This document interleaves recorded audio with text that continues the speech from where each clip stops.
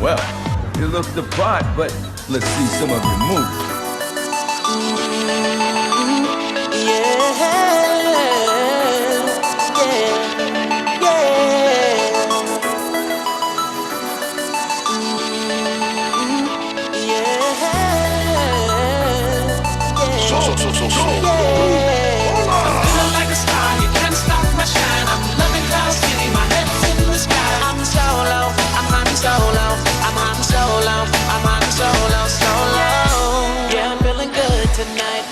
Feeling free and it feels so right. Oh, time to do the things I like. Gonna see a princess, everything's alright. Oh, no job but an answer to. Ain't a fixture in the palace zoo. No, and since the carbonites off me, I'm living life now that I'm free. Yeah, told me get myself together. Now I got myself together. Now I made it through the weather. Better days are gonna get better. I'm so happy the carbonite is gone. I'm moving on. I'm so happy that it's over now. The pain is gone. I'm putting on my shades to cover up my eyes. I'm jumping in my ride. I'm happy. There we go. All right. It's just two of us. Just two of us. We need the longer intro version for that. Just so we can stall a little bit. Just so we can stall, like you see the newscasters eating their cereal or something like that. But yeah, so we're here with the Inflatable Falcon episode. Who knows what and who cares? It's got to be what, 53, 54? Yeah, it's like 102 if you count that when I doubled those up with the videos, not realizing you could just do. I think in Anchor it's 100, and this is 102. Yikes! So it looks good. It looks good. So Tolga says hello from the TikTok chat. Oh, good. Well, what's showing on your TikTok? Both of us? Yeah, it's literally exactly what's going on YouTube is on TikTok. I gotta get a PC down here. You're making me envious here. We'll work on. I wonder if it'll work on a whatchamacallit, Android tablet. It might. I don't see why it wouldn't. So I don't know. One more piece of crap I got to plug in down here. So, but yeah, no. So Ken's going to join us in a few. I assume our live is on Facebook. And tell Toga I don't have a mud trooper. I guess he can hear me. I don't have a mud trooper. Toga is in all my pops selling, but I don't have a mud trooper. That I know. Did you ever find that Obi-Wan for me? I think I know where that's at. Any Obi-Wans I'm sitting aside, and then I'll let you know. I'll give you a good price on both, so you won't. You'll get a good deal. You'll get more. You'll get it more than half off of the most expensive. I'm not gonna, not gonna price gouge me. No, like scalpers out there. No, I'm not. Some of them. It's funny. It's funny what the pops. I don't know. That's a weird. Well, it's like comic books now. When people buy comic books in those plastic graded bubbles and stuff, I don't know. That just seems weird to me. That's like the guys who buy like a classic car and then never touch it. Right. Which I guess, hey, whatever floats your boat. That's weird to me. As a comic book guy. Huh? To each their own. Yeah. I mean, it's just, so we have Mando. The one thing I did notice before we really get into it, we're not going to do a recap. We're going to talk about Mandalorians in general. But the one thing I noticed coming across my feed is Dia Novos. Did you see what they're selling now? They are taking pre-orders for Mando's jetpack. Really? And I was like, oh man, that's because even 3D printing one, that's a. But I'm like, I didn't look at the price, but they have a Bo-Katan helmet and everything. I'm not paying. I'm sure the company's wonderful, but I still haven't got my Sabine helmet yet. So it's still, well, no, it got pushed to the first quarter. And they even said that in the August release. They were like, look, this may be pushed back. Okay. So it got pushed back to, well, whoops, that's their commercial that I have the volume turned on.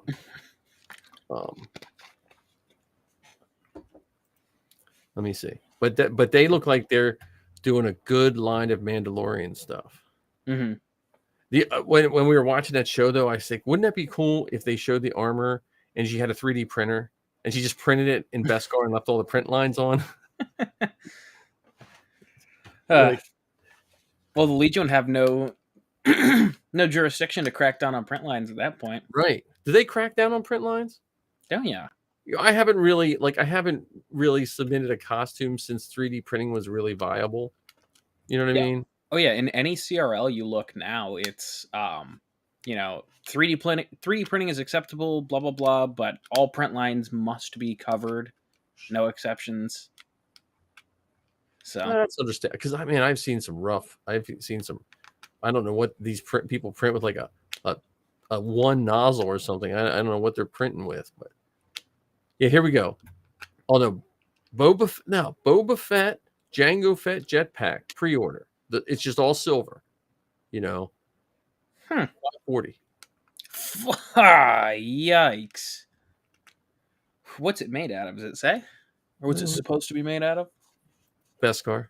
No, I'd hope so for that price.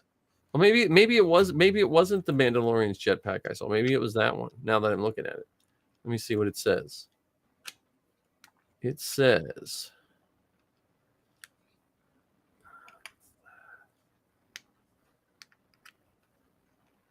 oh, it's a build-it-yourself kit. It says components can be used to build a configuration of Mandalorian jetpack, either a Z6 grappling missile version worn by Boba Fett or a JT-12 shorter warhead version worn by Jango Fett. Fiberglass with rigid urethane and metal parts, unassembled, unfinished. I really like what they're doing over there. Yeah, well, I mean, they're taking the knowledge of what is it, rubies, and just because to me, I think if you're going to make a mold for a rubies mask, it probably costs them the same amount of money to make it for you know what I mean? Like, we're not, because the ruby stuff, like the ruby stormtrooper with just a little tweaking, can be made to look pretty decent, right? And that's been a kit they haven't tooled that kit since. That's a stormtrooper that's been out for 20 years. Yeah, I was gonna say that came out in what, 99? Yeah, more than that. Yeah, so it's almost 30 years. So yeah, fiberglass. So that'd be pretty light. Right. I wonder what the metal components would be. My guess would be I bet you it could be just the two little metal things on the top. It has that stack and then a little tiny one. I bet you they're metal. And maybe like Greeblies on the thing. It does have a PDF where you can download the component list. Let me see. I downloaded it, and it's body door, rocket exhaust. Oh, okay. So it's here we go. Resin. Oh, it looks like they have. Oh yeah, there's a whole bunch of little parts here too. They look like they're all resin. No, I don't see any metal. Oh, with metal pin. Yeah, the rocket has a metal. So it looks like the pin, and the springs are made of metal. okay. So that's what it looks like. So yeah, it's pretty cool though. It has the grappling blades fold out. It looks like on the missile. Interesting. Which is actually pretty cool. I don't know. That's our beginning of Mando talk, but that's pretty cool. Yeah, that's exciting. Oh, but Ken is here. I didn't turn Ken on. Oh, sorry. Toga asked if we are going to Steel City. I am not going to Steel City. I am not either. And there is our illustrious Ken, who I almost saw when we went to. You just went a different day. We have to plan our visits better. Yeah, up to the Fuge. Yeah. So what did I miss? Well, so we started a little late, and we honestly just started talking about how Dia Novos is offering jetpacks now. Really? Yeah. So for $540, you can have a Mando Boba Fett / Django jetpack. Isn't that how much a 3D printer is? Yeah. Well, I guess I have my Boba Fett jetpack printed. My only worry with that sucker is if I back into something, I'm like, then I'm going to be wishing it was fiberglass. Right. But I just thought that was guess- neat. I just thought the kit was neat. Again, until we actually see them, that's I'm with That you is on pretty that cool. I mean, if I had the TikTok monies, I would definitely get one of those. Yeah, I don't have. I think I made like 6 cents last month or something like that. I've been lazy on my TikTok. So we had Toga talking to us, and we got E-Girl. Who was on with us tonight? Yeah, they're Well- on. Oh, here, let me get the chat turned on. There we go. So, John figured out how to go live on TikTok, so that's where Toga's at. Yeah. Oh, okay. We may actually have. This is going to sound silly. I apologize for saying it. We may actually have to sit down and actually do a little bit of planning if we're going to get all of these pieces together, right? I Well, mean, that's what I have to dig out my PC now and hook it up so I can put the TikTok app thing on mine as well. So that I do have homework, but I did Mando up my display today. very cool. I have a couple Nice. in my. I got a shirt. I That's was a great saying, shirt you got there. yeah, it's an oldie. I was saying to John though, after just watching the first 5 minutes of Mando this week, I think I felt like just throwing out all my projects but custom Mando. You know what I mean? No. We have to get Pinto done. No, I know. No, I would keep him, but I'm saying everything else. I was just like, okay. I See, was just like, like, see, oh. words matter. Hold on. I mean, like, while we're getting into semantics here, forget about Pinto Mando. What about We Vader? gotta finish Vader. Yeah, Vader is waiting for a I'm supposed to take him Saturday to some lady to hem my cape. And what about the Tuscan? We haven't finished Well, the Tuscan. the Tuscan is still sitting there too. I know. I'm not adding new stuff to my plate. Ah, You if know. only I could get a droid probe somewhere. Don't know where you'd find that. Huh. Well, speaking of all this costuming that we're talking about, I signed up for the Galactic Armory's Patreon. Oh, so you got all the files. So I have the entire catalog of his files. What is his Patreon cost? Another list of things you're not going to print.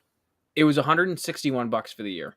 Oh, that's not Wow, bad. that's awesome. But you get every file that he's ever made and a commercial license.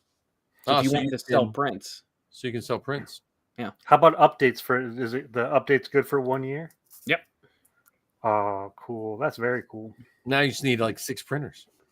Right. Well, I was thinking about because I saw that Creality released the CR10 Smart, Yeah. and it's only $25 more than what I paid for my two CR10Ss. So, See, what I think need I might to do add is that to the collection.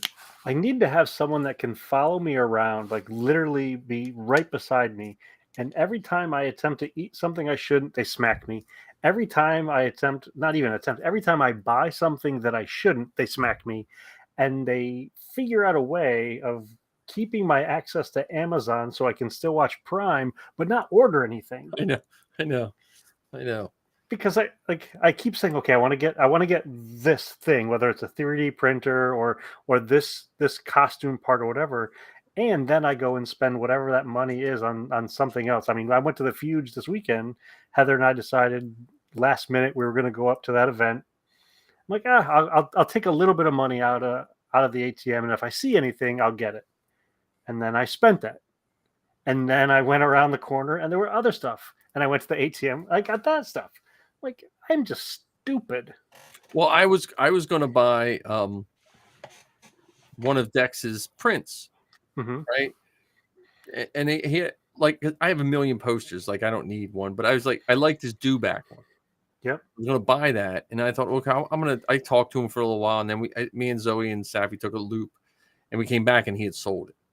So Oh, yeah, so I was like, okay, because I'm in the same boat with you, Ken, where I have to like when I was driving there, I was like, why am I going here? Because I Yeah. I I don't want to bring. I am trying to get stuff out of my house, and you know, and I mainly just went to see Dex, but I was just like, because that was a good show. Like, Yeah, he said he did well enough on Saturday to not have to go on Sunday, and he still went on Sunday. yeah, Saturday it was like shoulder to shoulder. Like I could barely get a picture with Dex because it literally every time I went to talk to him, there was 2 or 3 people standing at his table. Oh Like, wow, that's you know, awesome. and the whole Well, place was like that. It was packed. what if the three of us? Because I mean, you've seen the Rad Batch art that he did for the Forces Behind Star Wars. Yeah, What if the three of us commissioned him to do our likenesses for this show? yeah. Well, what would be a good commission for him though. I would love to get us when we're all in whatever our favorite costume is, like a good, Well, because like those pictures you took of John at the in those ruins are to me are awesome. yeah, the cool thing about Dexter's skills is he can put our head on anything. I mean, Yeah, he made me look like Echo, which yeah, I feel really bad for Echo now that Echo looks like me. But I mean, he's phenomenal. yeah. Oh, he's like printing money, man. I was looking even the characters of stuff I didn't know I like, but his stuff is really good. And on But yeah, top of it, that was a fun. he's a nice guy. Oh He yeah. is such a nice guy. How about that building though? I I walked in there, and the first thing I said, "This can't be real." Yeah, I mean, it was a naval training area that's yeah. now Like it was a a top conference secret center. naval slash NASA something that was decommissioned like 15 years ago or something like that. And so I was asking, like, how can this stuff be here where I'm at? Like, I shouldn't be able to touch this stuff. I shouldn't be. I mean, it was really really Yeah, cool. yeah. I stuck my 360 camera in that The center pod. that pod. I stuck it in there, so I have a 360 video of the inside of that thing. Well, I thought it was it Saturday that you Yeah, yeah, posted the video clip saying that you're getting ready for the podcast yeah. and looking at the 6.5 miles of buttons and knobs Oh and yeah, stuff like that. yeah. Oh, it Oh, was it was that would it be was a great. you could film an awesome Imperial officers doing stuff in that room. You bet. So Or even even rebel folks, like they're listening yeah, to the chatter or sending messages to the various cells. and then you see the vault doors downstairs No. down to where they were doing the tattooing. Oh, we didn't go downstairs at all. We Yeah, were if just you on go the down, yeah, we only went upstairs. We didn't. there was a downstairs with a little tattooing area where they're doing all these tattoos, but there was these big vault doors, like that they must have kept something important in these giant doors that were still there with all these switches and stuff Oh on. my goodness, that's I didn't cool. take a picture of them because there were so many people standing around. That's cool. So And anyway, I'm glad they didn't try to do any celebrities there. There would have been no room for them. oh my god, if they would have had just anyone like you could have a Z-list celebrity and you couldn't have had anyone get to them. Yeah. So, anyway, that was our Star Wars adventure, and you trooped, John. I did indeed. Yeah, And I how- did the Columbus Blue Jackets game last Thursday. Did your dad do it? No, he had to work, unfortunately. Now, So, what sports are the Blue Jackets? that is NHL hockey. Okay. So that was my first like major league professional sporting event, and that was something. Yeah. That was a really really fun troop. So because I mean there were so many people. It's amazing when you do that, and then sometimes like the players, the people were there to see the players, and the players are geeking out over our costumes. Mm-hmm. Yeah, it was also really interesting because I got on to Bali Sports Television, so that was definitely an experience for Nice. sure. But yeah, so we because the way it was, they're like, oh, we're gonna try and get everyone on TV, because we want to do it for like the intermission, and then it was like, oh, well, we can only really fit like 8 people, So they were like, okay, well, obviously we need Vader, we need the TKs, and then we need a Snowy, a Scout, and they were like, oh, we've got room for one more. And they're like, oh, grab a TIE pilot. And then one of the guys was like, why don't you? And I'm standing right in front of them as they're doing this, and I was just minding my own business, and they were like, why don't we take Kylo, another face character, as opposed to a 7th trooper? Yeah. So I was like, oh, I get to go on TV. That's so cool. Well, and Kylo is a whole generation of kids Darth Vader. Right. Yeah. Trust me, I know. I got called Darth Vader so many times. Yeah. It's weird when, it happens every time, but when the volume of people is so high, it's like, oh, you just notice it more. It's like every other kid is like, oh my God, that's Darth Vader. No. Now I'm going to ask a silly question. You don't have to answer it, and I'll ask Blue. it anyway. Are you at the place now that when people say it, you don't even bother correcting them? You're just like, okay. So funny story, because I don't. It doesn't, because it doesn't bother me. But we had, ironically enough, we had a director Krennic there, and there was one kid where and we got a picture of it too, which is fantastic. But he leaned down and he's like, no, that's Kylo Ren, and he points across the way. He's like, that's Darth Vader. It's like, oh, all right, Krennic. That's funny. Good. Thanks for looking out. Right. So yeah, that was really fun. I thoroughly enjoyed that one. Yeah, that was there's a Star Wars Troop Friday, like I said, Friday for Return of the Jedi. They're playing it in Middletown, Delaware, which is, I don't know if I'm going to be able to make it because it starts that you have to suit up at 5:30, which that gives me the wiggle room of 15 minutes if everything goes perfect getting out of school. So, but that's this Friday. This Friday, yeah. Okay. I'm surprised that I'm really surprised they're not re-releasing it into the theater for the 40th anniversary. Why not? Because I don't know. When we went to see Phantom Menace in 3D years ago, there was a lot of people that showed up. Right. Well, just last year they re-released Rogue One for a couple nights. Yeah. I mean, what's it hurt? If the theater decides they don't want to do it, I mean, right. Let another theater do it. I think Disney is very cautious of using them, because they re-released Empire back in 2020, or at least at the theater that I worked at the time, only because they had nothing else to play. There were no new movies because it was just when we reopened from COVID, and then after that, when Rogue One released, there was really nothing going on in August. There was no blockbuster movie. Yeah. So I feel like if they're kind of being weary of not competing with themselves. Yeah, I guess. So. I wonder if I still wonder if movies are similar to podcasts. I think sometimes podcasts, everyone thinks they're competing against other podcasts, and that's not what podcasts are competing against.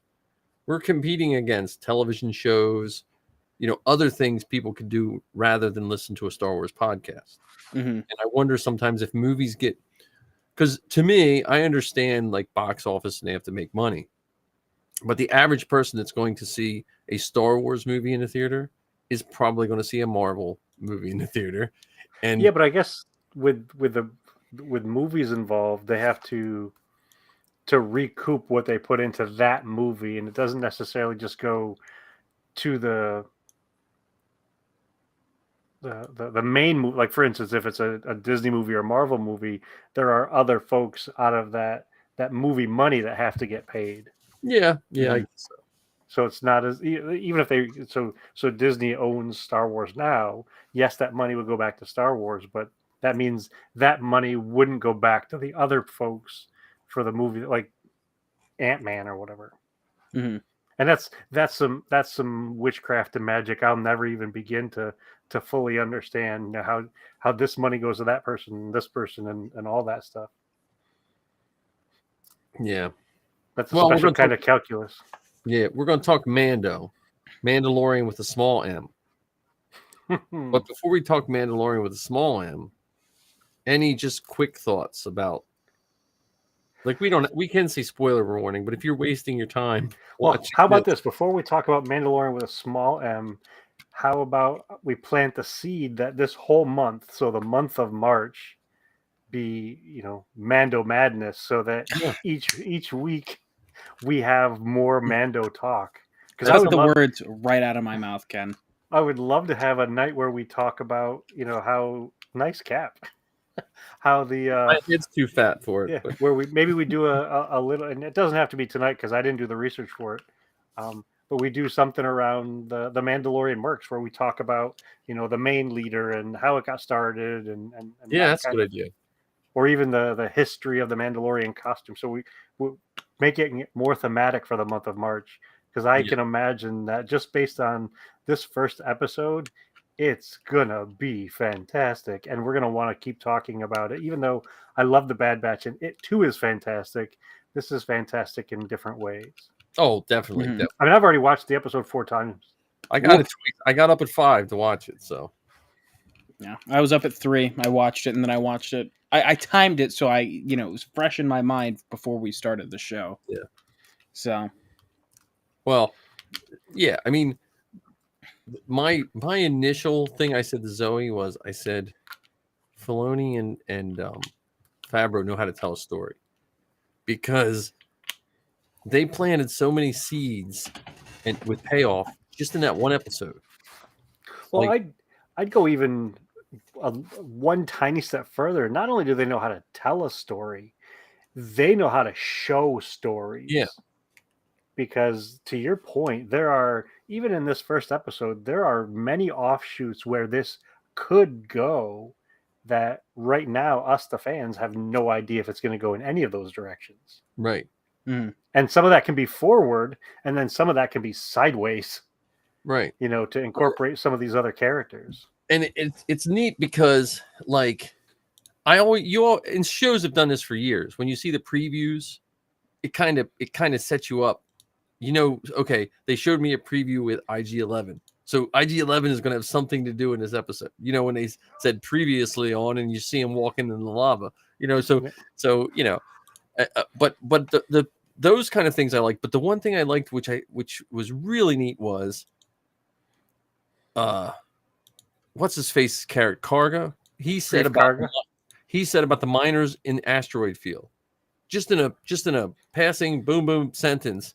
Well, then he comes out in the asteroid field after the pirates. Like, they set that whole him fighting the pirates up with a quick, just one little speech, and then on top of that, and mainly just because with Sabine armor, you see the Purgles.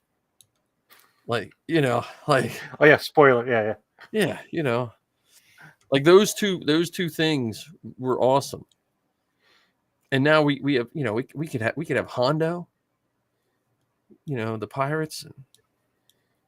Yes, and I'm hoping a million times yes that we do get to see, live action Hondo. How cool was it to see that pirate as a masked character, and not one that was either CG or just rubber. I mean, it looked like head to toe. Yeah. Just live right there on the screen.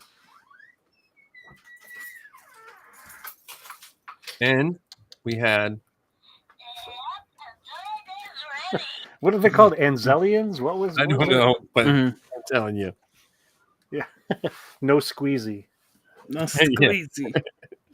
So, well, and the setup of the culture at the beginning with all those Mandos and stuff, like, it could have ended right there at that scene, and that would have been I would have been okay. I'm fine with that. Mm-hmm. Yeah, I counted. I paused it and counted. There were 40 Mandos on screen at one time. And it paid homage to the old Hasbro Boba Fett helmet. Don't you think? Well, it was modified. Oh, yeah. It was a modified Hasbro, because the kids had to... the visor had to be wider so that the kids could see easier. And what's really funny is I saw online that there were people already bashing that. Oh, I know. Well, come on. Well, people were bashing that when they showed it at Celebration. Oh, God. Yeah, that was just so neat. And then to see those custom Mandos and to see just, I mean, I guess they're not custom Mandos anymore. They're not, just to see the variety of Mandos. And then Judah was telling me that he painted the logo for enemy props who I bought Zoe's Sabine helmets from. Mhm. He painted the logo on one of the Mandalorians. Where it must we're gonna have to do some I slow don't know. motion I screen don't know captures. if we've seen it yet, or if it's because he said he thinks it's on one of the Bo-Katan Mando. Okay. Mm. Okay. So Yeah, I think my quick review is a very safe but engaging re-entry into the Mandoverse. Because it's been a year since, we've been in the Mandalorian like cluster. So I think it was a really good idea to kind of just ease everyone back into it. And You thought that was easing them into it? Really? I honestly, like, after the first episode of season 1 and season 2, I expected to be nonstop, just like moving exposition.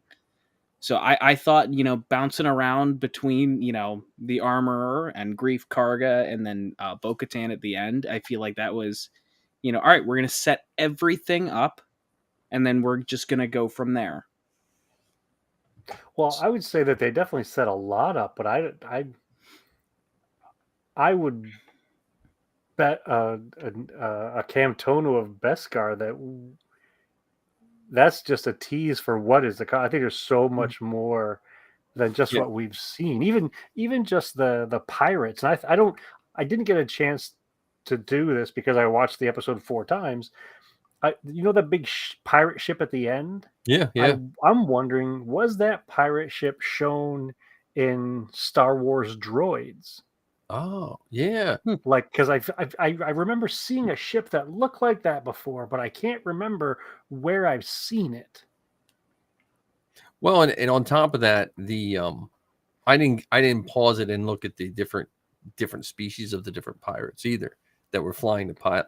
Well, the giant musk guy or what? Like, Yeah. I don't remember seeing anything like him before. Yeah, but I think and we're getting Cobb Vanth is going to be the marshal of that planet. Maybe. I mean, they were talking about the marshal, and Constable Zuvio was in the background, or at least the guy who looked like Constable Zuvio. Yeah. The one of the first 6-inch figures that I purchased, thinking this guy is going to be in the Force Awakens and he's going to be so cool, and then I don't even know if he made it into the Force Awakens. Well, the and they got rid of Cara Dune beautifully, smoothly. First episode, less than 20 minutes in, and they're like, yeah, Cara Dune is, secret forces or whatever. Yeah. It's the way you do it. I know that you guys love seeing the costumes. What did you think of High Magistrate Grief Karga's costume? That's pretty nice. The little rope. There's going to be we're going to be tripping over those stupid things at cons. the cape robots on wheels or whatever. Yeah. Yeah, no, it was good. I mean, it was, and I liked the Bad Batch too. The Bad Batch was a good. I was thinking of you, Ken, because it had that Aliens feel to it, Mm-hmm. Well, so there was lots of like smoke and elemental kind of stuff in a cartoon. Yeah. This weird lighting and stuff in a cartoon, and it was such a curious and deep and fun episode. And I don't know if fun's the right way to describe it, but yeah, that was a good one. So let's do some spoilery stuff now. Okay. I really want to pick your brains in terms of the things that they put on the plate for us to enjoy today, and what you took away from it. So start off with 40 Mandalorians on the screen at one time. What were your thoughts on the whole thing with the Armorer and the giant space alligator? So my broad thoughts on that was because and I didn't think about it till I had to jump ahead to the Bo-Katan speech when she was kind of like bummed out on the throne there. But when I watched it the second time, I realized the power of superstition and religion. In like, he's worried about not being a Mandalorian, right? Nothing's changed for him. Like, he took his helmet off, put it back on. He still wears it just like he normally. But he's worried about this label, whether it's important or not important to him doesn't really matter. Whether it affects him or not, it affects him mentally. He has to do it, you know. And Bo-Katan will never understand that from his point of view, probably. Yeah, because they were raised differently. And the armorer will never understand. And it just makes me think, like, that's a commentary on where we come from as people. We run into this all the time. And like Missy and I had long discussions of this when we had kids. There is a certain amount of religion, whatever you believe, that is just instilled due to either how you grew up, your ethnicity, whatever, that you have to reconcile. And I just thought that was just that's the commentary that ran through my head. Which is interesting because, you know, if you really get down to it, nobody's born any religion. Correct. You know, so it's not like, you know, eye color, skin color, like, you're not born a religion. However, based on where you were born and the parents that you were born from, that's one of those things that gets tagged to you, you know, early on, and you either have to follow with it or resist it or whatever, and to come up to deal with the choices that are connected to all of those things. Yeah. In a space opera. Yeah. Mm-hmm. And it's almost like a bigger picture of what Star Wars is to all of us. So all of us take the positive from Star Wars, and we hopefully make it, which in some ways is the purest form of a religion. If you boil any religion down, if it's making you a better person, whether it's true or not, if you're not hurting anyone, hurting yourself, or hurting your world at large. Yeah, see, that's where it gets dicey, because in some of the religions, both in Star Wars and in the real world, you know, there are those moments where folks will take that belief system and go to the extreme of causing harm to others in order to, quote unquote, follow their religion. Right. You know, and I'm not going to even mention any of the kind of things, because I don't want to alienate any of our 17 fans. Or 12 listeners or whatever, but it's those sort of things do happen. I mean, that's why you have extremist groups and, you know, people who try to convert you to their religion, or, you know, all that kind of stuff. And folks will believe that just as much as they'll believe this stuff, the Star Wars stuff, and sometimes even more so. And those same people that banished him are the same people that were willing to sacrifice their whole clan covert to help him just days before, you know. Well, and that was before he had removed his helmet, right? Yep. Mm-hmm. Yeah. When you think back of it, you're like, man, that sounds really dumb. But again, that's where it's a play on any religion. And if you start putting it in facts, we have those same differences that are so minuscule. Like, he took his helmet off, you know? Yeah. I mean, Uh-oh. Heather and Eric just got back from watching Creed 3, and the puppy's all sorts of excited. I apologize for that. Wait, Creed 3? Another Star Wars reference, kind of. Yeah. Yeah, they went and saw Creed 3 tonight. We watched the original Creed via the Mando Creed. They kept correcting the droid.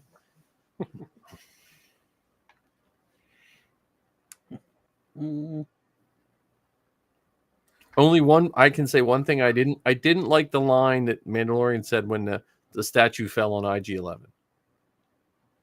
Why not? That was perfect Star Wars. I know. It just didn't seem like something he would have said. Well, maybe it's that's his dad joke. Yeah, that could be. Yeah. Okay. I will. I just don't picture John saying that while he's in full Beskar. You know what? That's a solid assumption. Because that kind of humor is not out of Star Wars. Do you remember in Attack of the Clones when R2D2 is dragging C-3PO's head across the arena? It's like, oh, I'm feeling beside myself. Oh man, I remember the people. That was the only thing that gave Jar Jar a rest. The people that were bashing Jar Jar. That was the only thing that give poor Jar Jar a rest. Was that line was really. Well, even that whole sequence with him in the droid factory or whatever. Yeah, that was the one thing that which I like the droid factory, but I mean, I think the droid factory was all reshoots. Oh, was it? Yep. I think so. Yeah, it was all shot after the fact. Yeah, because Obi-Wan Kenobi had different hair. Had like a mullet wig and a fake beard and all that kind of stuff, I think. Well, to go in our other thing, like that's what I know. I know Matt has to get his reshoots in because 2 years is a long time. Well, the kids have aged. Yeah. Well, he can't have his youngest daughter in it anymore because I'm sure she's probably shot up because her scenes were filmed probably 4 years ago. So, what did the armorer say to this? Isn't a knock joke or a dad joke or anything. It's a real question. What did the armorer say to Din when he was leaving? Did she say anything to him when he said this is the way? This is the way. Okay. The reason I asked that is because there were several moments in this episode where Din and Grogu were leaving, and the folks that he was leaving had different responses to him. Yeah. So you had Bo-Katan at the end, who just plainly and flatly said goodbye, Din Djarin. Yeah. When he mentioned that he's going to go to Mandalore, but Grief said something different, and the armorer said something different. Yeah. Which, okay, am I the only one who thought it was a little odd that he, introduced himself as Din Djarin? Because the whole first season is like, we don't know what his name is, and my name hasn't been spoken out loud since I was a child, and like that one kind of caught me off guard, not in a bad way, but like I was just like, oh, I guess we're using our real names now. Yeah. And they had met before, so yeah, it's not like whenever I go to your armor party, Mike, I knock on the door. Hi, it's Ken Bishop. Well, or maybe that's part of him being an apostate. You know what I mean? Like, because he might take it seriously. Like, maybe part of being a Mandalorian was that, like, he was a Mandalorian, she was the armorer. You know what I mean? Like you were who, whatever. He was a hunter, or whatever.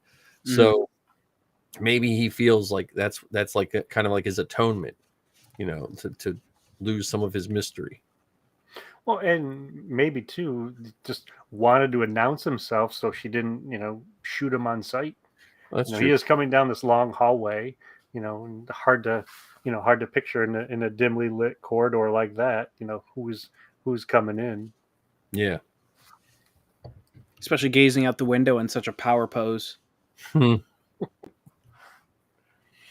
Yeah, I'm curious. I mean, that's going to be. I think we're going to have this felt like an hour-long show. Yeah. For being 35 minutes, yeah. Yeah. So it felt like I thought, because I was up early, I was like, I thought I was going to be like late for work. I was like, but. Well, I've been jazzed since I've watched it. I'm sincere when I say I've watched it 4 times. I watched it twice before work. Hopefully no one from work is listening to this. I watched it during lunch, and then I watched it, when I got home before I hopped on and talked to you guys. Well, yeah, and I'm loving this ship more and more. Like, well, here's something that I don't understand. Like, now the Grogu pod, yeah, is that only exit to the outside? Because when he goes from the pod, the next time you see him, he's in the little hover round, but then he's also in the cockpit on Din's lap. So Well, it must go under the seat because Mhm. I think the droids went in through the bottom. well, Right? yeah, because in Phantom Menace, Yeah. R2 got up from underneath. Yeah, the droids went in through the bottom. So, but I wonder, like maybe there's just a bunch of wires. They're like, well, we don't have droids anymore. Just yank all the wires out, and he can climb under the seat. I am Yeah. sure there's the cross section books from Phantom Menace. No, we could probably look up the cross section. Knowing Filoni and them, they looked at them up already. I mean, they have the life size fighter built. Yeah, that's true. I mean, it's so neat because they have the heat, the coverings moved off when he's launching that ship. You can see the waves of heat coming out the sides, and it reminds me of, because I grew up near a quarter mile racetrack. It sounds like the guys who really know how to set their cars up, not the ones that are all backfiring and stuff like. It sounds like the old big blocks that were ready to That go. roar. Yeah, that don't backfire and stuff like that. And then when he was flying through the asteroid field, like I used to think Empire Strikes Back was my favorite asteroid field thing but he was like hiding in asteroids, like and then you just see the ship blow up, like they started hunting him, and then that guy realized soon that they weren't hunting him anymore. Yeah.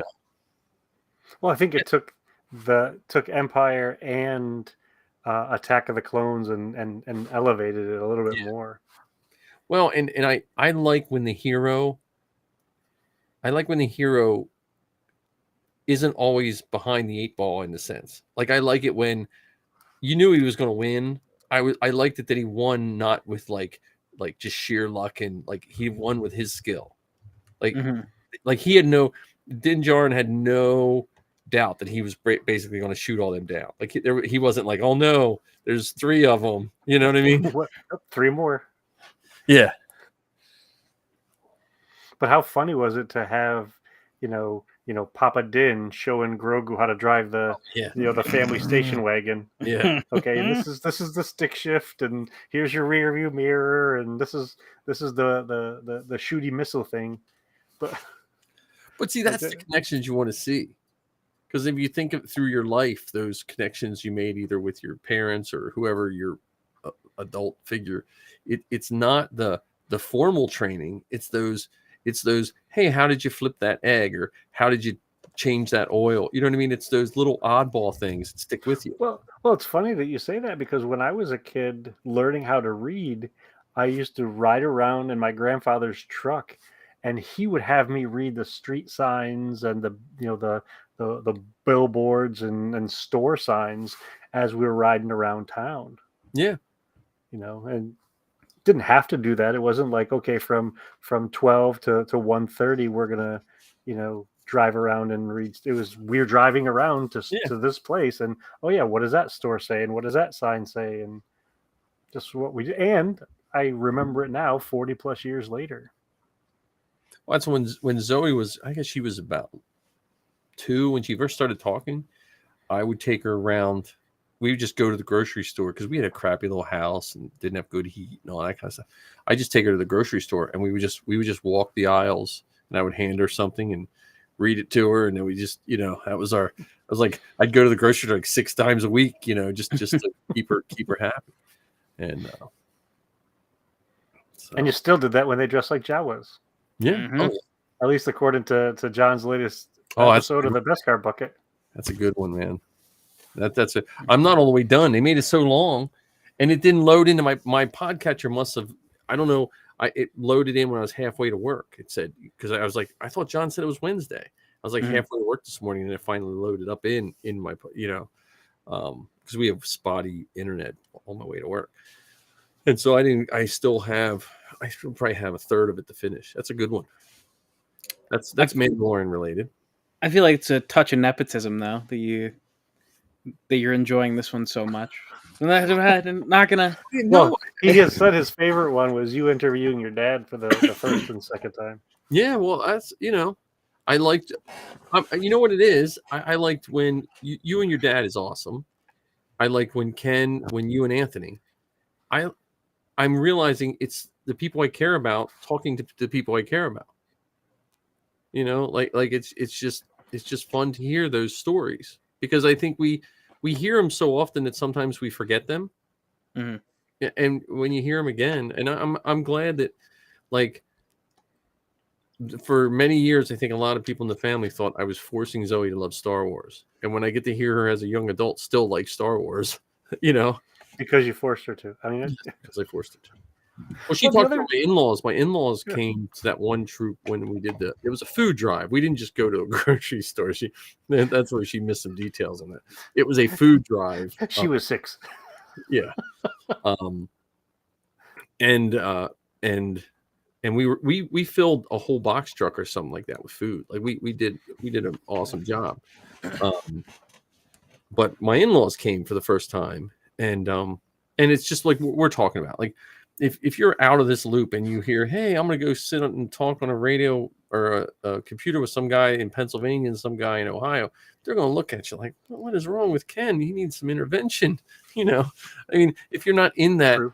And my in-laws, I don't think ever understood. Like, what do you mean you're driving 3 hours to be in costume for 4, and then, you know, and that was the first time I think they went to an event, and then not soon after that, we did a library event, and Zoe was the MC. She wasn't in costume, and they saw it. These are people who never saw Star Wars. I guarantee you, my in-laws never saw Star Wars. I mean, I think they might have watched it once or twice. Certain things with us, but it was under you know, 2 little kids begging him to watch it. It was just not in their wheelhouse. It just wasn't their thing. But they loved seeing the kids in costume. Even my father-in-law, when he was before he passed, he was like recovering from cancer, and I believe my mother-in-law had passed. He came to Free Comic Book Day to see my girls in costume.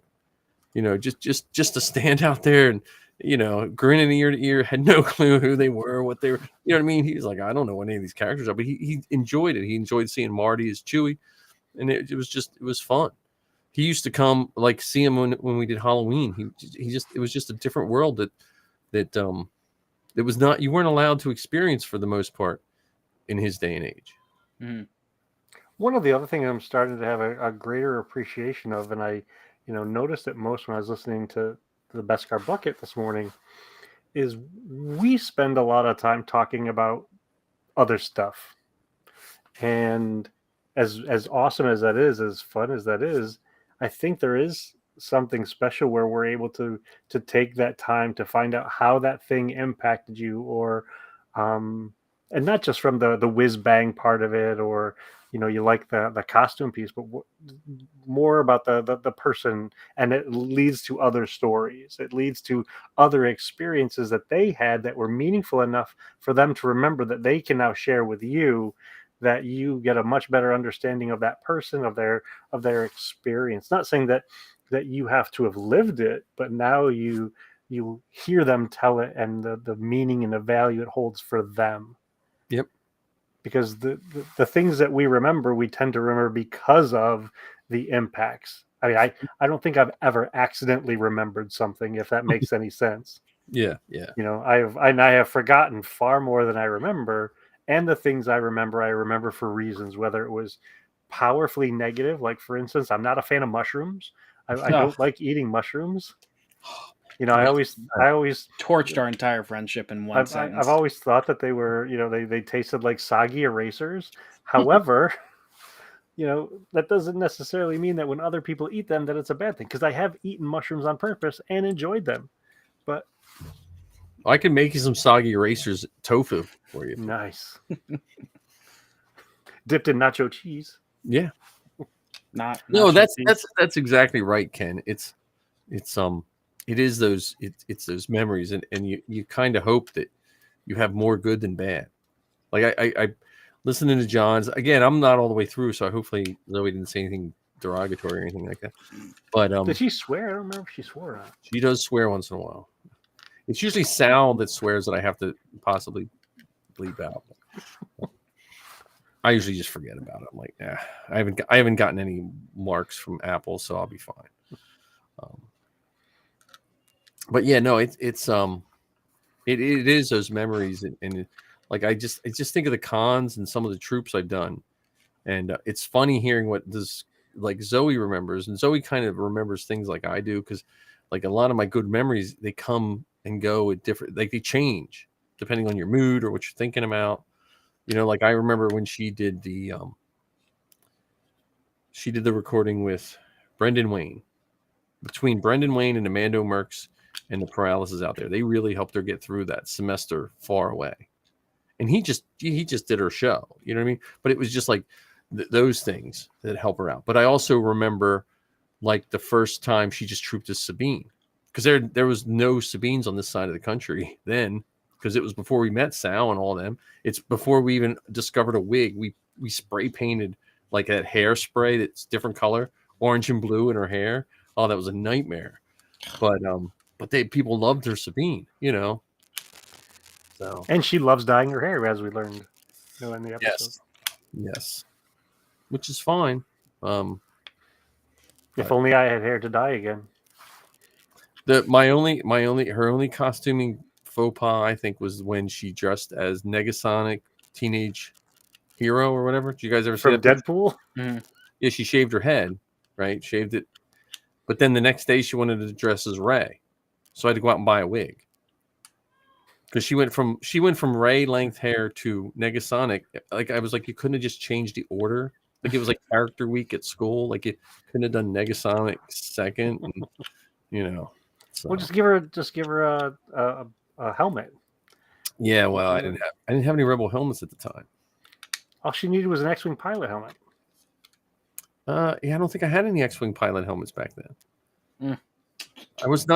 I honestly, up until she became Sabine, I had no interest in ever doing a Rebel, any type of Rebel costume.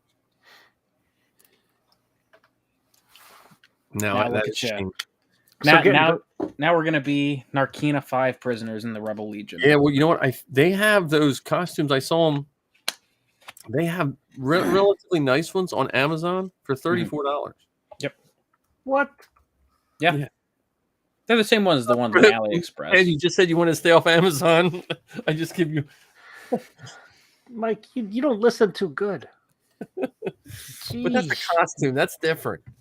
That's what I always that is tell different. That's a costume. That's different. But I can't 3D print with a costume. I won't. I can 3D print while wearing a costume. That's different. My resin printer money went to buy plane tickets to London. So, wait a minute, John. Do you have it? Do you have the smallest violin? Do you have that available? So I think we need to play that. My heart bleeds for you right now. Because that was I'm gonna put in a request. I want the big resin printer, so I don't have to deal with another print line ever. Yeah. Oh, sweet music. Can you hear it? Can you hear the tears shedding across the galaxy? Yeah. What's that song? Cry Me a River? Is that what? My heart will go on. What I did find out, the plus side is, I don't know if it's a plus side, but for $10 a day, I can have my AT&D London turned on, so I can use my phone just as I am in America. So nice. $10 a day, too bad. Especially when you're going to be out there for what, 5 days. That's like one Starbucks coffee. Yeah. Well, I just don't. I don't care because I just want to stream it live, and I don't want to worry about nonsense. So, right. I'd rather pay that money than get a phone bill because I live streamed while I was roaming in London. If you think about it, this isn't a requirement. This is just a gentle request. If you happen to go by the Mando booth and they're handing out free posters, I will gladly pay you for one when you come home. Okay. I will pay you for the free poster. Ken, we tried this last year. I know, but it didn't work then. So I think I tried to get the posters. Yes, the Mercs give out. You didn't give us a poster. No, I thought I give you guys a Mando poster from the movie. Nope. No. Who did I give a poster to then? Must have been your other podcast. Maybe. Yeah, must have been your other co-pilots. The deflated Falcon. Yeah. Would you? So I'm taking my I'm taking my, thanks to John telling me, I'm taking my command coin for trade swag. Trying to trade it. Yeah. Did you get the silver or the gold coin? The gold coin was Legion Command. Yeah, I think mine's silver. I don't know. I'll have to dig it out. I give my patches. I told you I give my patches to the stage manager of Weird Al's thing. So I'm not I have all these patches, and I'm like, some of them I'll display, but I'm like, I don't picture myself wearing them ever. See, I want to do a patch fest. See, I want to patch 80s trench coat. I want to patch jean jacket. Oh, okay. I want a trench coat from Chess King. Oh, now we're talking. Well, I don't know if John would understand that. No, that's nope. It was only after you've had dinner at Chi-Chi's. Yeah, it was literally clothes that was expensive, and I think it fell apart as you pulled it out of the bag. Like it was all guys' clothes. It was, as much as they pick on guys for dressing like goofballs, but I remember buying a trench coat there. It was cheap. It was like $60, but once you wore it, it was never unwrinkled. Like it was made of the most wrinkly cloth. You look like a homeless person once you wore it once. Well, I think it might be the same material that they make the Narkina 5 prisoner costume out of, like that paper that they put on the benches in your doctor's office. Yeah. Why? I don't know. So we got So what man?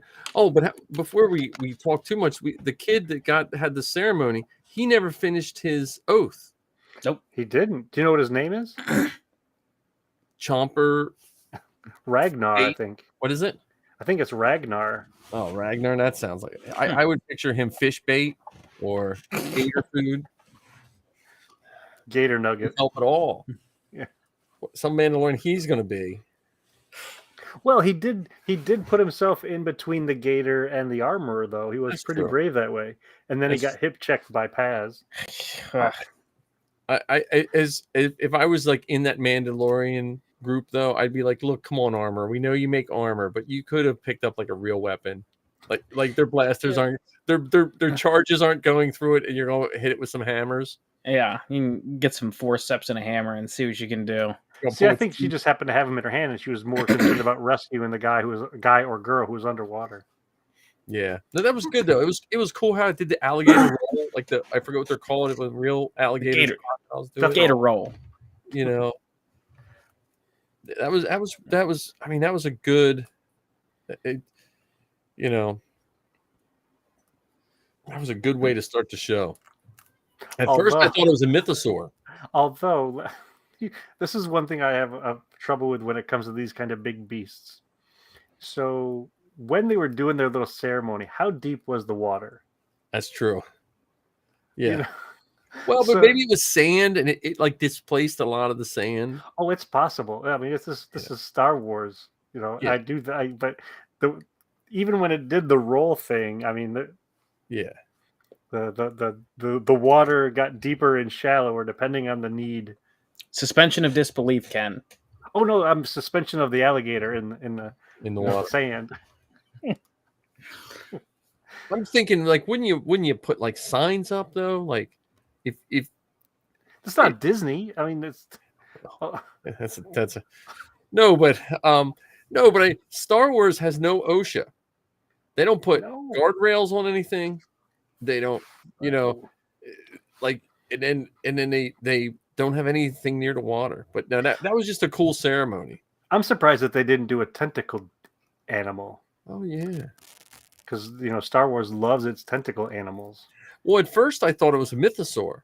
I was like, I didn't know mythosaurs live in water. And I was like, oh no, that's not mythosaur. Like, because at first I thought, is that like part of the, like, at first for a split second I thought, is that like part of the tradition? Like, you stand where this big monster might come and get you. You know what I'm saying? Like, see if you survive it. Yeah, that was my that would take the christening to a whole different level.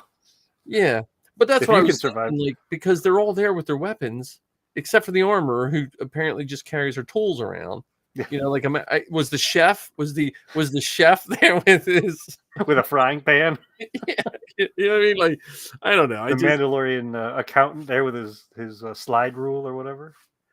Yeah, that was I mean, but that was so cool. Like, it just was a good way to start it. It just told you so much about them and how they live.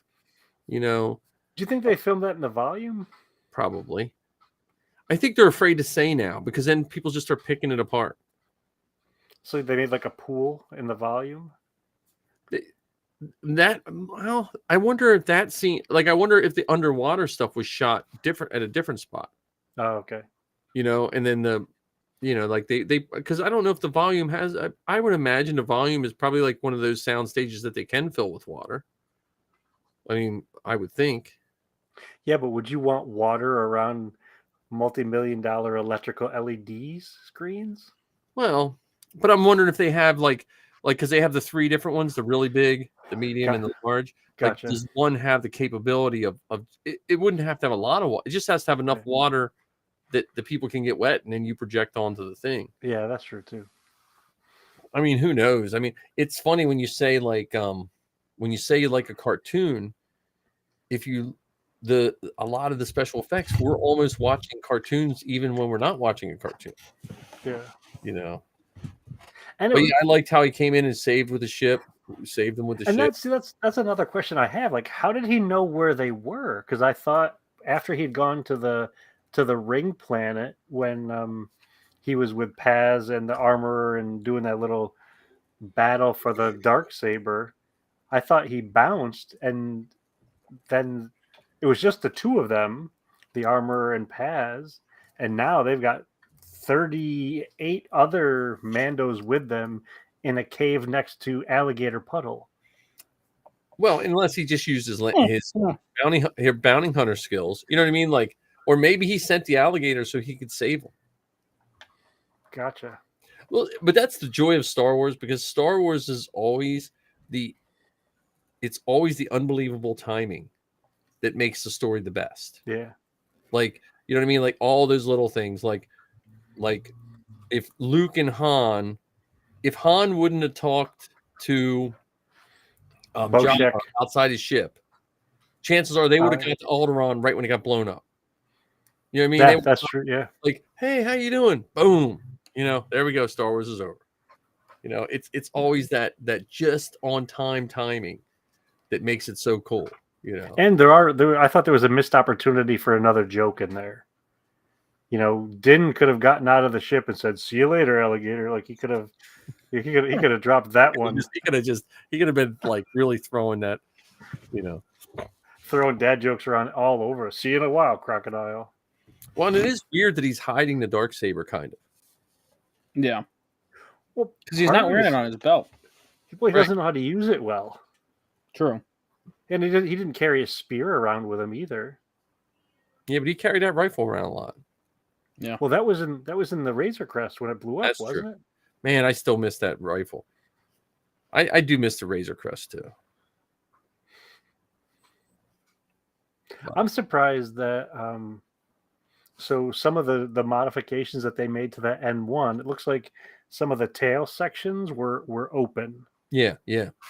It looks like they took off all the shielding, like the decorative shielding, and just left it bare metal. Except for touches of yellow, like the Razor Crest. But I mean, like during World War II, certain planes, they just didn't put the paint on because they're like, look, that adds 300 pounds. You can add 300 more pounds of bullets and not paint. You know what I mean? So it's kind of like that throwback to, you know, you don't need this part and you don't need that part. And again, if you watch all those like heat shields are moved, so you can see this heat coming out. So he's not worried about burning his foot or anything. But yeah, I would have never predicted that I would like the Naboo fighter as much as I like the Naboo fighter. Well, it does give it a different level of cool to it. Yeah. Well, it's also got that hot rod element that's just chef's kiss. Yeah. And the sound. I mean, the sound is fantastic too. Yeah. It has, like you were talking earlier, Mike, that rumble that some of those classic cars had. have. Yeah. Yeah, I mean, and then when I think when he got the Navarro and the IG-11. Well, did you see how how expanded Navarro Yeah. was? Oh yeah. Yeah. I mean, it looked like there had been some trees and grass growing. Yeah. You know, and High Magistrate Grief Karga became this guy who's now selling, timeshares. Yeah. Yeah. Yeah. Well, I wonder. He wanted him to come live there. He just wanted him to retire there because I think if you've ever seen Josie Wales, you guys ever seen Josie Wales? Mm-hmm. And when he was talking to the Indian chief, the Native American chief, and he says something about Josie Wales says, just when I get to liking someone, they don't seem to be around that much. And the chief says, I notice when you get to disliking someone, they're not around very long either.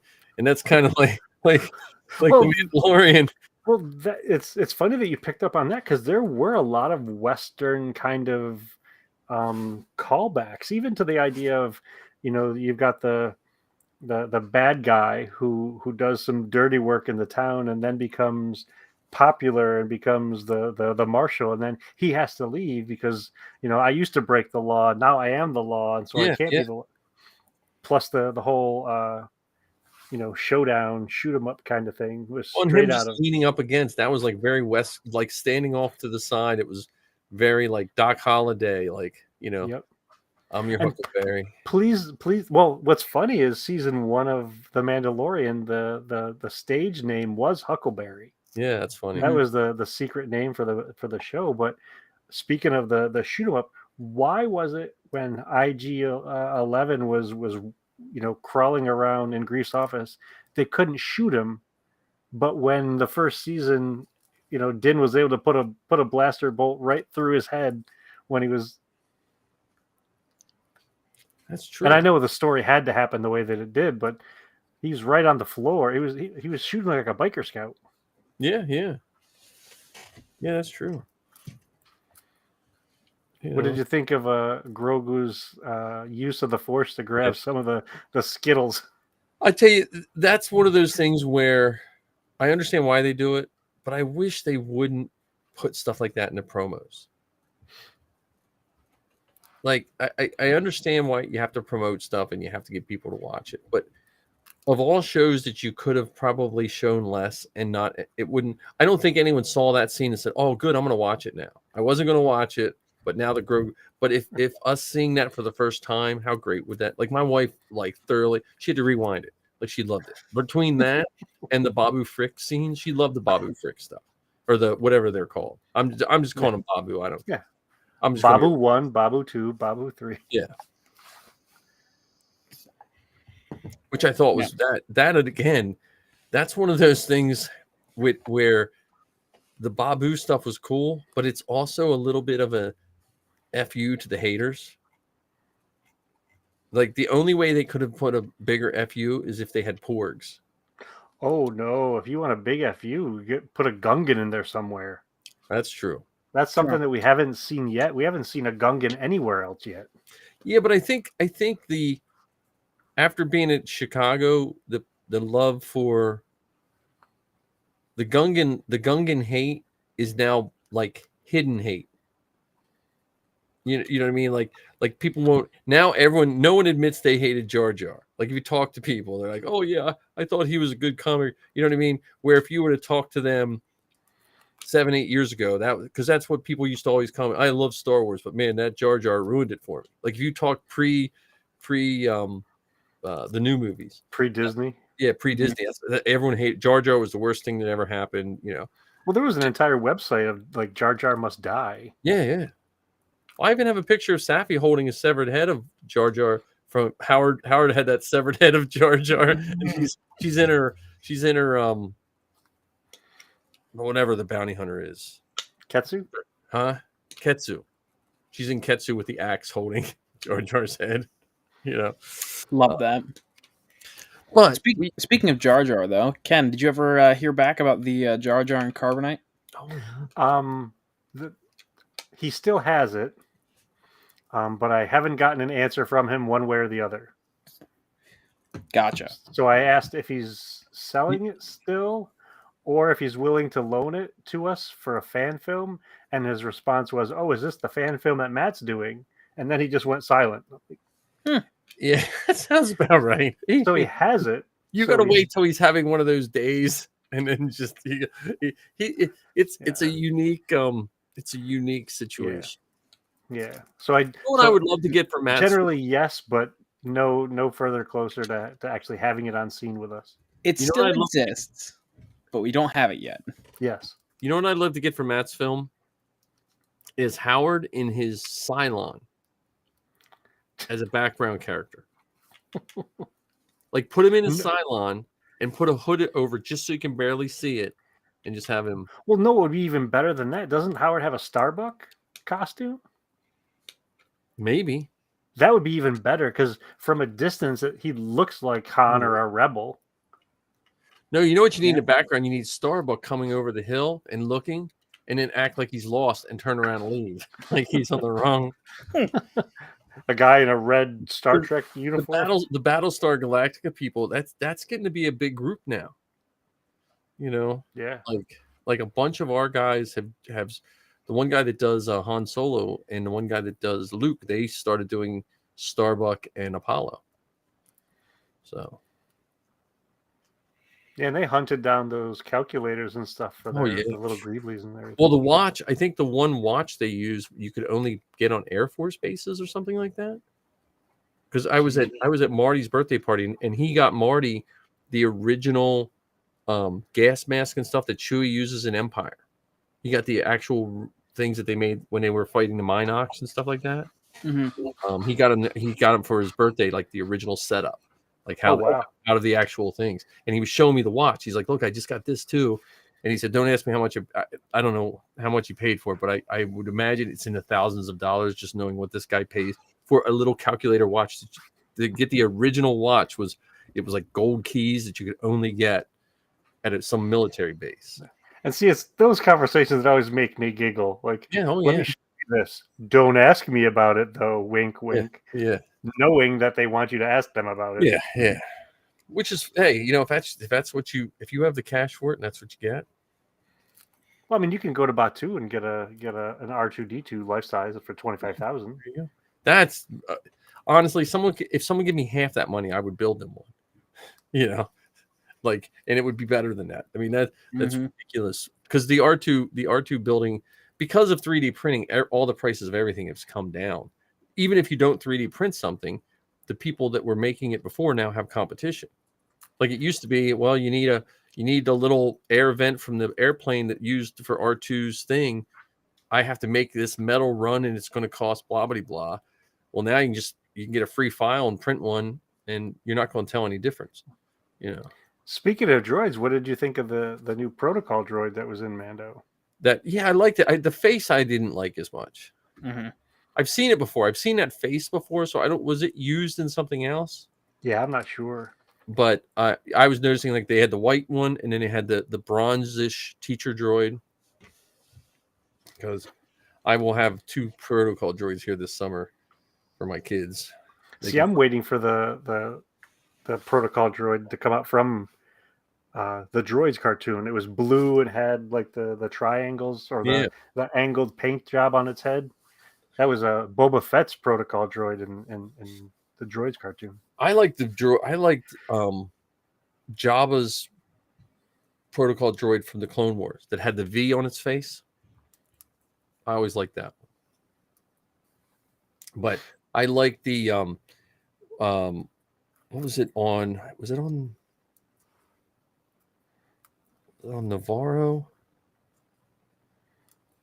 I'm trying to think. There was something I saw in there. Now my mind just went blank. I don't know. I'll remember in a minute. I just liked how Navarro looked too. I just thought like that the wacky monkey lizards or the monkey lizards in the tree, which was pretty cool. They weren't. Did you catch the carnivore? Huh? The bird. Yeah. The bird that was on the statue of IG-11. Yeah.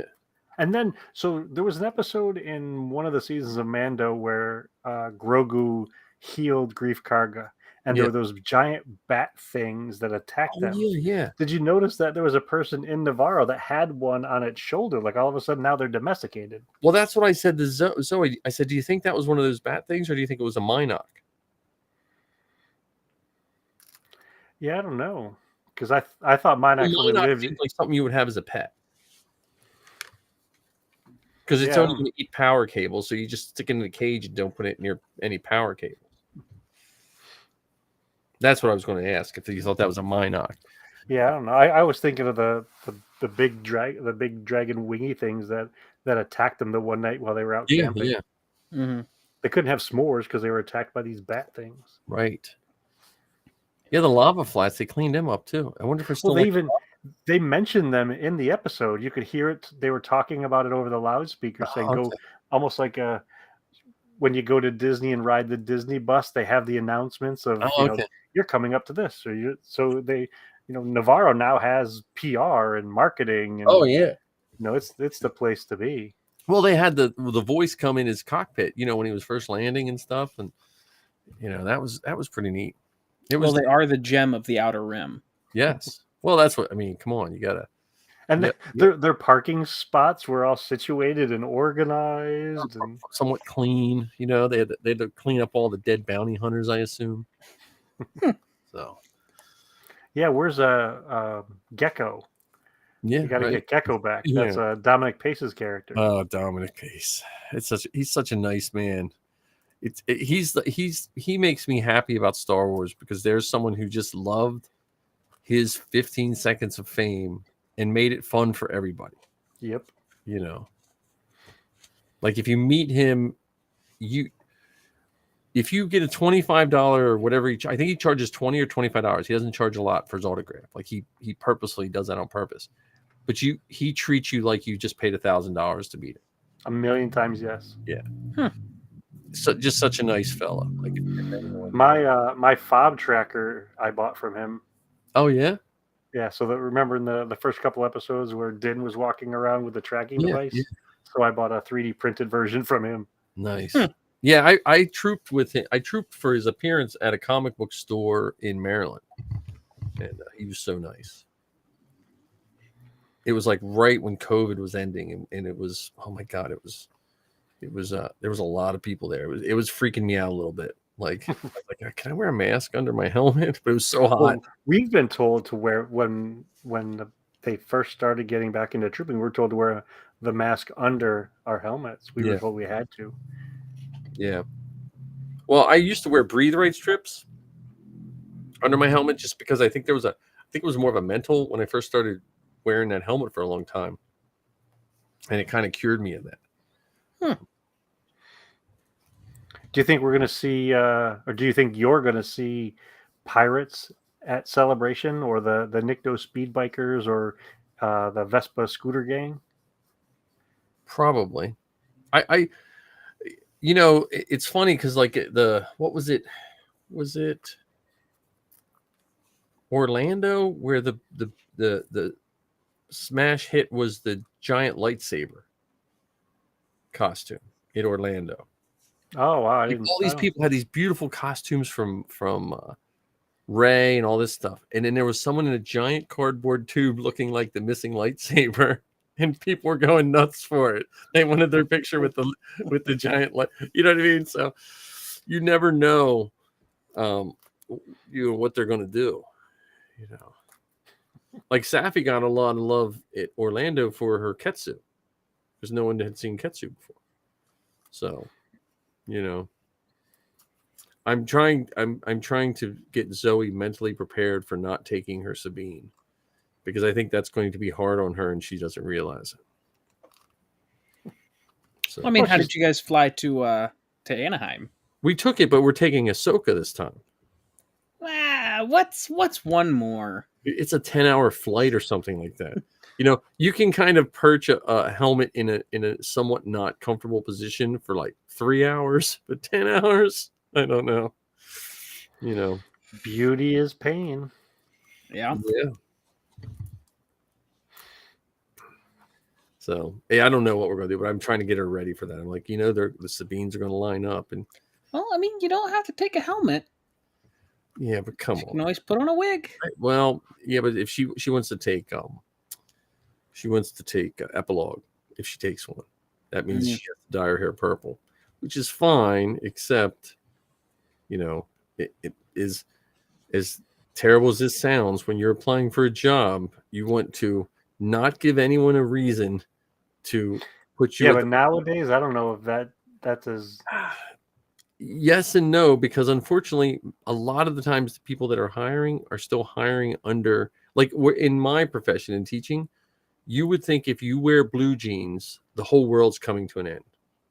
Like they still are under the like, you should wear a tie and a dress shirt and this and that, you know what I mean? Like it's still the oddball people, because a lot of times the people hiring aren't the people that are actually doing the job when you have a big company, you know. Right.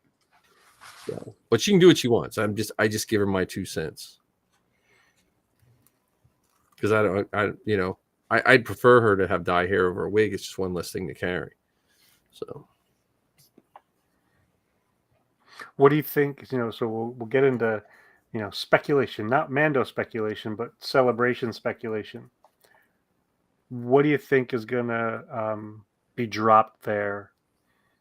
Whether it's a trailer, an announcement, a surprise guest. I think Ahsoka or the Jude Law series is going to be the surprise, like, panel, kind of like the Obi-Wan panel was. Mhm. I think that'll be the surprise stuff. Like, you'll go to the Ahsoka panel and they might show you like an episode or two or something like that. But I don't know what movie talk there. I'm sure they're going to have some kind of movie announcement. Yeah. But Do you think George will be live, or do you think he'll do a videotaped announcement? Because it is the 40th of Return of the Jedi. That's kind of a big deal. He showed up for the 40th of A New Hope. yeah, Right, but wasn't that Orlando, or was that Chicago? No, that was Anaheim. Was it? No, you're right. It was Orlando. It was 2017. yeah. Anaheim was 2015. I'm starting to get it down now. For Empire, but I thought we were going to see him live for Phantom Menace. Yeah, but that's just 20 years. That's a Yeah. drop in the bucket. This is the That's 40th. half. Yeah, I mean, we could see him because he does have a good relationship with East Street Studios over there, and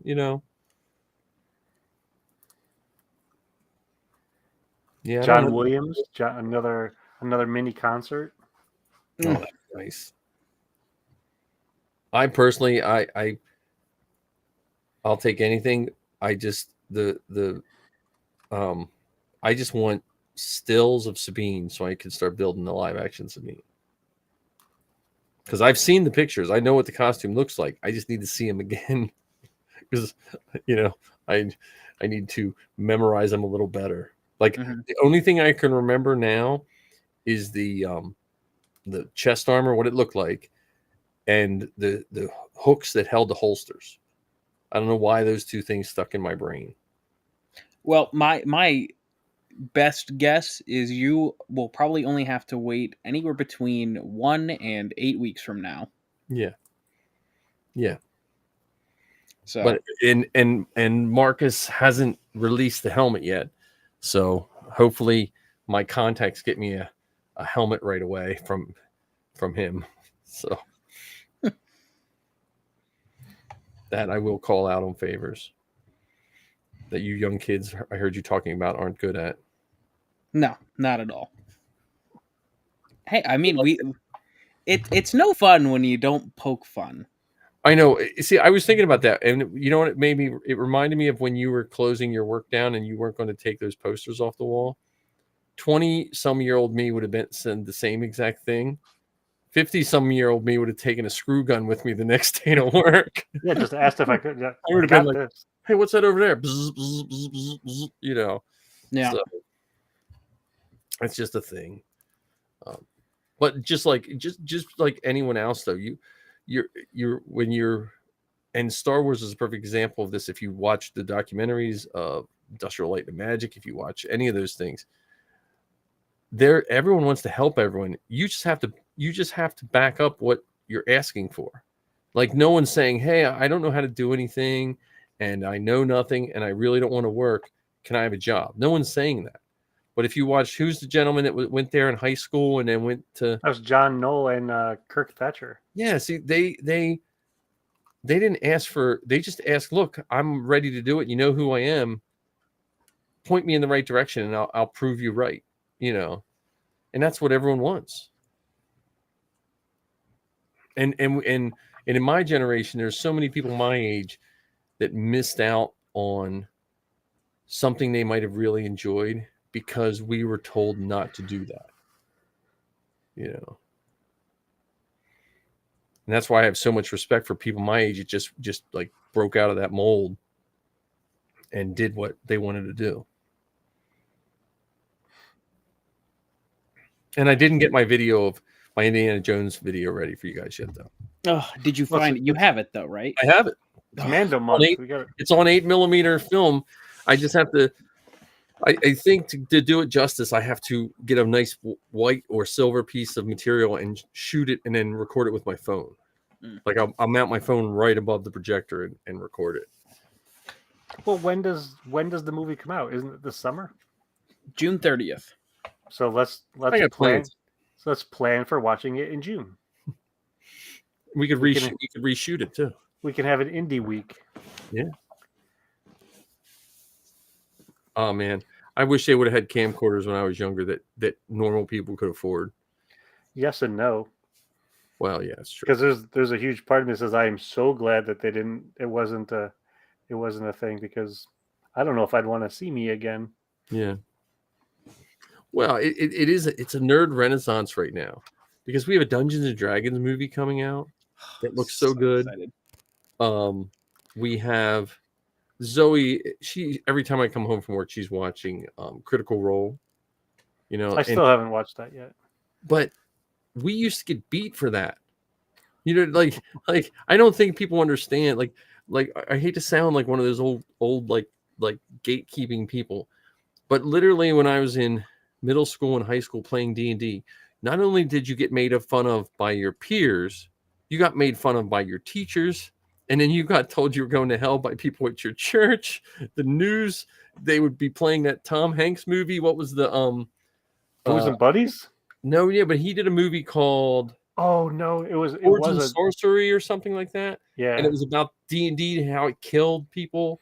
You know, you know, and it was like the Satanic Panic was like crazy with that, and so you would like have to hide that you were playing, and oh man, you know, and then liking Star Wars and comic books on top of it, you didn't have enough underwear to get wedgies enough, you know, you just have to wear like multiple pair. You know, please take the red ones for D&D wedgies and blue ones for Star Wars wedgies. So, you know, it's just funny. It's just funny how it's nice. It's nice that people can just do what they like and not be badgered for it. Oh no, they're still badgered. I just don't think it's as But you have Hollywood stars. Like if you watch the Critical Role, they have like famous people just that want to be on that show. Well, look at what's his name, Joe. Starts with his last name starts with an M or whatever, or even, you know, Vin Diesel, for crying out loud. Yeah. You know, they were both big Dungeons and Dragons players. No, I still don't like some of the new rules. That's just me. You know, but I still play with the old fashioned rules. I still think we should do a live game. That's something that should definitely be in the works. Well, where are we going to put it in sequence of indie movie, Comic Fest? The Comic Fest.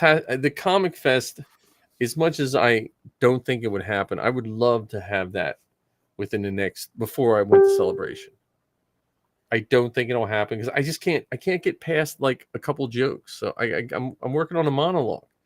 I've been falling to sleep with comedy shows on Amazon Prime, and I'm trying to settle on a style I like. Go for Bill Burr, because it fits right in with the Star Wars theme too. Yeah, Bill Burr's all right, but Bill Burr, like, I think Bill Burr only works for Bill Burr though. Yeah, Like- that's fair. Like his is like if anyone else says the stuff he says, you're like, that guy's a jackass. You know what I mean? Well, even when Bill Burr says it, people say that guy's a jackass. So it's, Yeah, but he's a Bill Burr jackass, which is a nice jackass. well, depending on who he's making the jokes about. That's true. You know, Um, there are some of the things he says that aren't necessarily as kind and friendly as you would think. Well, yeah, I haven't seen much of his. I've watched what's the guy's name? Gaffigan? Jim Jim Gaffigan. Gaffigan. Him. I like him. Well, you could pull off a pasty white old guy. I like Seinfeld. I've always liked Seinfeld. Okay. I'm gonna ignore the pasty white guy thing. I was told I look like a homeless Santa Claus today by one of my students. And I told her that's why you're getting an F. For Christmas. Yeah. Ken, No, the style you actually, could emulate is Norm Macdonald. I Huh? feel like Ken could do it. Ken could emulate Norm Macdonald so well, just with the dry delivery of the joke. I was thinking Bob Newhart for you.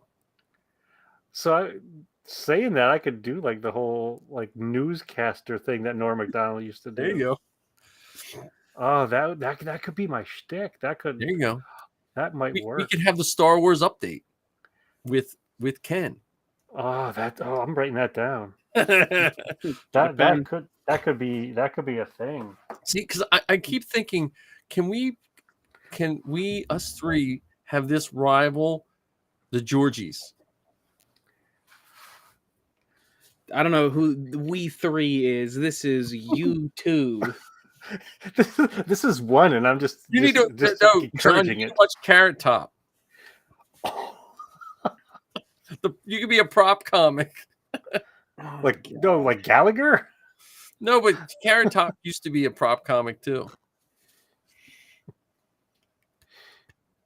What about not necessarily a comic, but just like spoken word? You could do like the Henry Rollins kind of spoken word kind of stuff, There you go. where it wasn't necessarily just pure comedy, but or Dane Cook. Or what's the guy with the puppet? Oh, This what's his name? Jeff Dunham. Jeff Dunham. Jeff, or who's the guy that plays Mater? Larry the Cable Guy. Or you might be a Now you're redneck. just throwing stuff out there, Mike. Star Wars nerd. If you could be Here's your shine.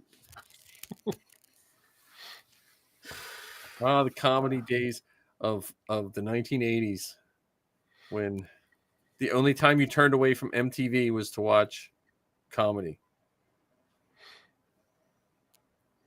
See, now I think we should do this 2 weeks after you get back from Celebration, Okay, I that seems like a good goal. because that gives us the month of March to enjoy Mando Madness. Yeah. You can focus on getting out to England. John and I will figure out how to do an episode while you're gone.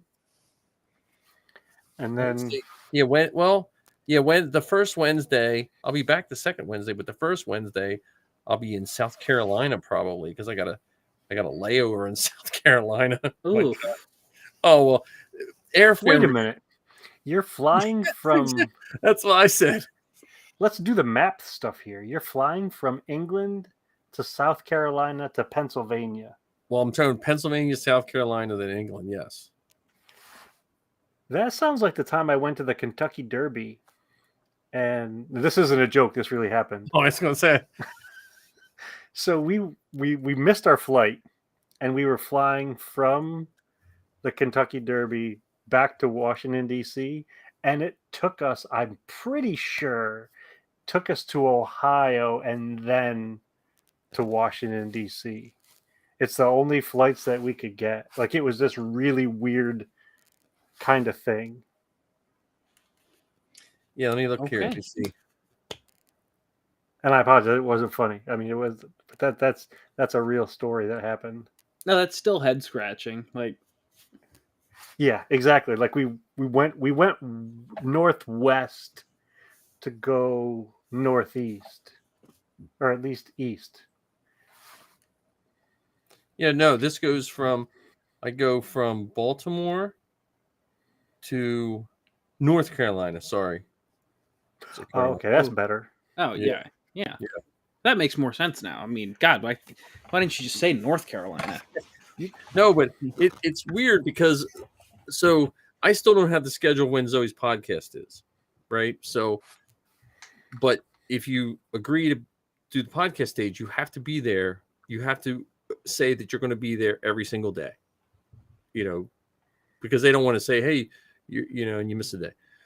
So the only flights, if I left on a Thursday, like I'm off that Thursday. If I would have left anytime Thursday, the flights, I wouldn't get to England till like 10 o'clock on Friday morning.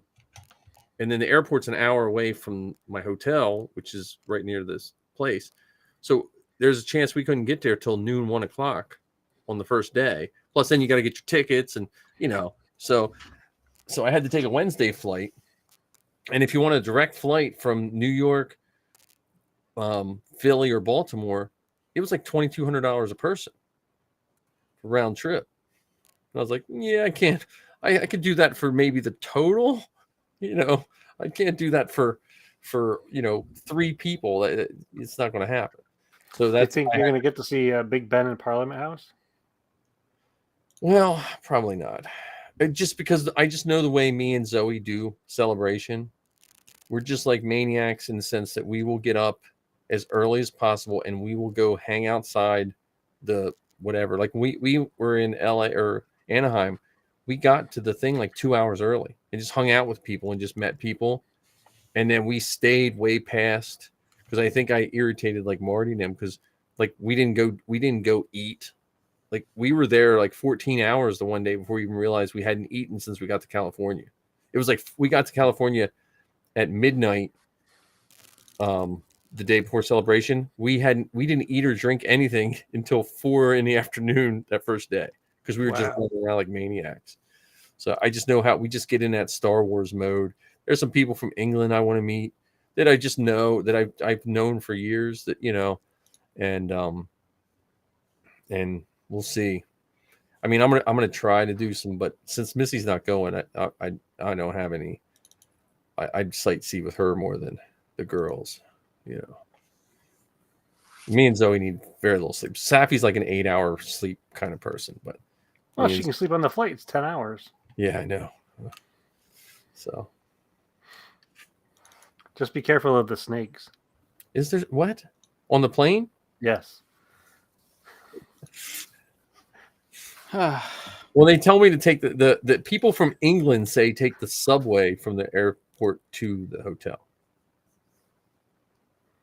Okay. That's what they said. Because I'm on this Facebook group and they're like, oh, just when you just take the tube. If you take the tube, you'll get to see where they filmed part of Rogue One. Yeah. Is it near Canary Wharf or whatever? I think it's called. I'm staying in somewhere called the Canning District or Cannery something. It's like right down the street from, I don't know. It looks like, at least where the convention center is, it's almost like it looks like it was a boatyard at one point. Probably like a World War II-esque type, like, big building right on the water. So gotcha. I don't know. I'm just going to show up, just tell me where to go, and hopefully, meet up with some people. And then if the guy that does all the paintwork, if he has work for Zoe, then maybe she won't come home. I told her she'll come home from London, but then she'll go to California. No, they're working in Prague right now. Oh, okay.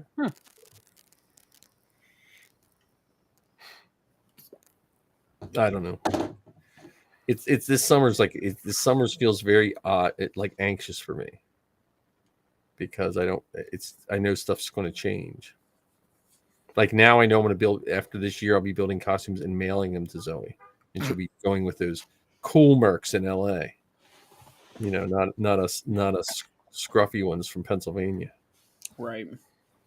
Well, at the same time, I mean, now she'll have different kind of free time on her hand, and she can, get into doing it herself. Yeah, that's not going to happen. We all got to grow up sometime. I know. He just knows I like to do. I'd rather make costumes for my kids than make them for myself. We know. that's We just- know. You still I'll- have I'll- an IG-11 in your garage that you Yeah, haven't built yet. IG-11. He's in about the same shape IG-11 is in Mandalorian season 3, number 1. I can make that one really quick. I can just heat up the head and smash it. Just So drop when he him- gets just- rebuilt, is his head going to be all mangled? his little eye stalk will be looking 2 different ways, one blue this way, one blue He'll that be way. shooting like here and shooting the guy. Yeah. The call. Yeah. Can I put on my tinfoil hat for a second here? Yes. Of course. So, do we think that since they're trying to get his memory back, but his body is obviously destroyed, do we think that they put him in the R4 or R5? Well, that's destroyed too. R5's not destroyed. Yeah, R5's not. R5's with Pelimoto. Oh yeah. But why would they? I think he wants a kill-him-a-jig droid. I think Din will use R5 to go look for the other part for IG-11. Yeah, that's why I was thinking he was going to go back to Tatooine and she was going to find a part for him. Which would be really cool is if they somehow tied in IG-88. Wasn't there like a whole series of IG assassins in one of the video Yeah, games? but I'm saying like for the because I think what made the first season of Mandalorian really get people hooked was it give you nostalgia adjacent stuff. Like you didn't get IG-88, but you got IG-11. You didn't get Bosk, but you got Trandoshans. You know what I'm saying? Like they did all these cool things that kind of give you throwbacks, and that would be like a major throwback. Like imagine if it leads him to Boba Fett, who then remembers, hey, I killed IG-88 when he was trying to steal Han Solo from me at this or this place. And they go back to like Cloud City and they go through the junk or something. When because that IG-88 was sitting in the junk room with the Ugnaughts in Cloud City. Mm-hmm. So I'm gonna borrow your hat for a moment. So they planted seeds in this episode of conflict between Grief Karga on Navarro and the space pirate Moss Man. Mm-hmm. Swamp Thing. He's Swamp Thing. IG-11 is on Navarro. Din Djarin's going to look for parts for IG-11. Is it possible that he finds those parts, brings it back to IG-11, and IG-11 is used to help save Navarro from the space pirates Moss Man? Yep. Swamp Thing. Space Thing? Yeah, space thing. Space Thing. Yeah, Or- Space Thing. What if he makes IG-11 into a battle bot and Grogu rides inside it?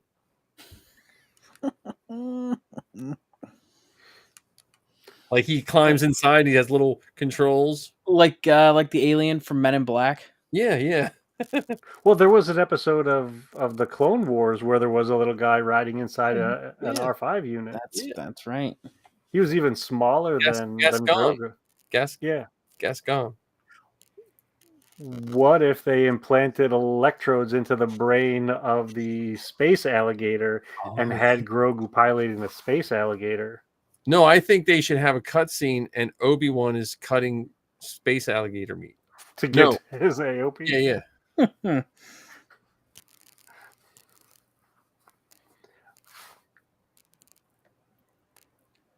So it does make me wonder. I can't find ours. We have one of them, and I don't know where it is. Like I'm looking all over. I don't know if we put it in You thought his days were gone. Hey.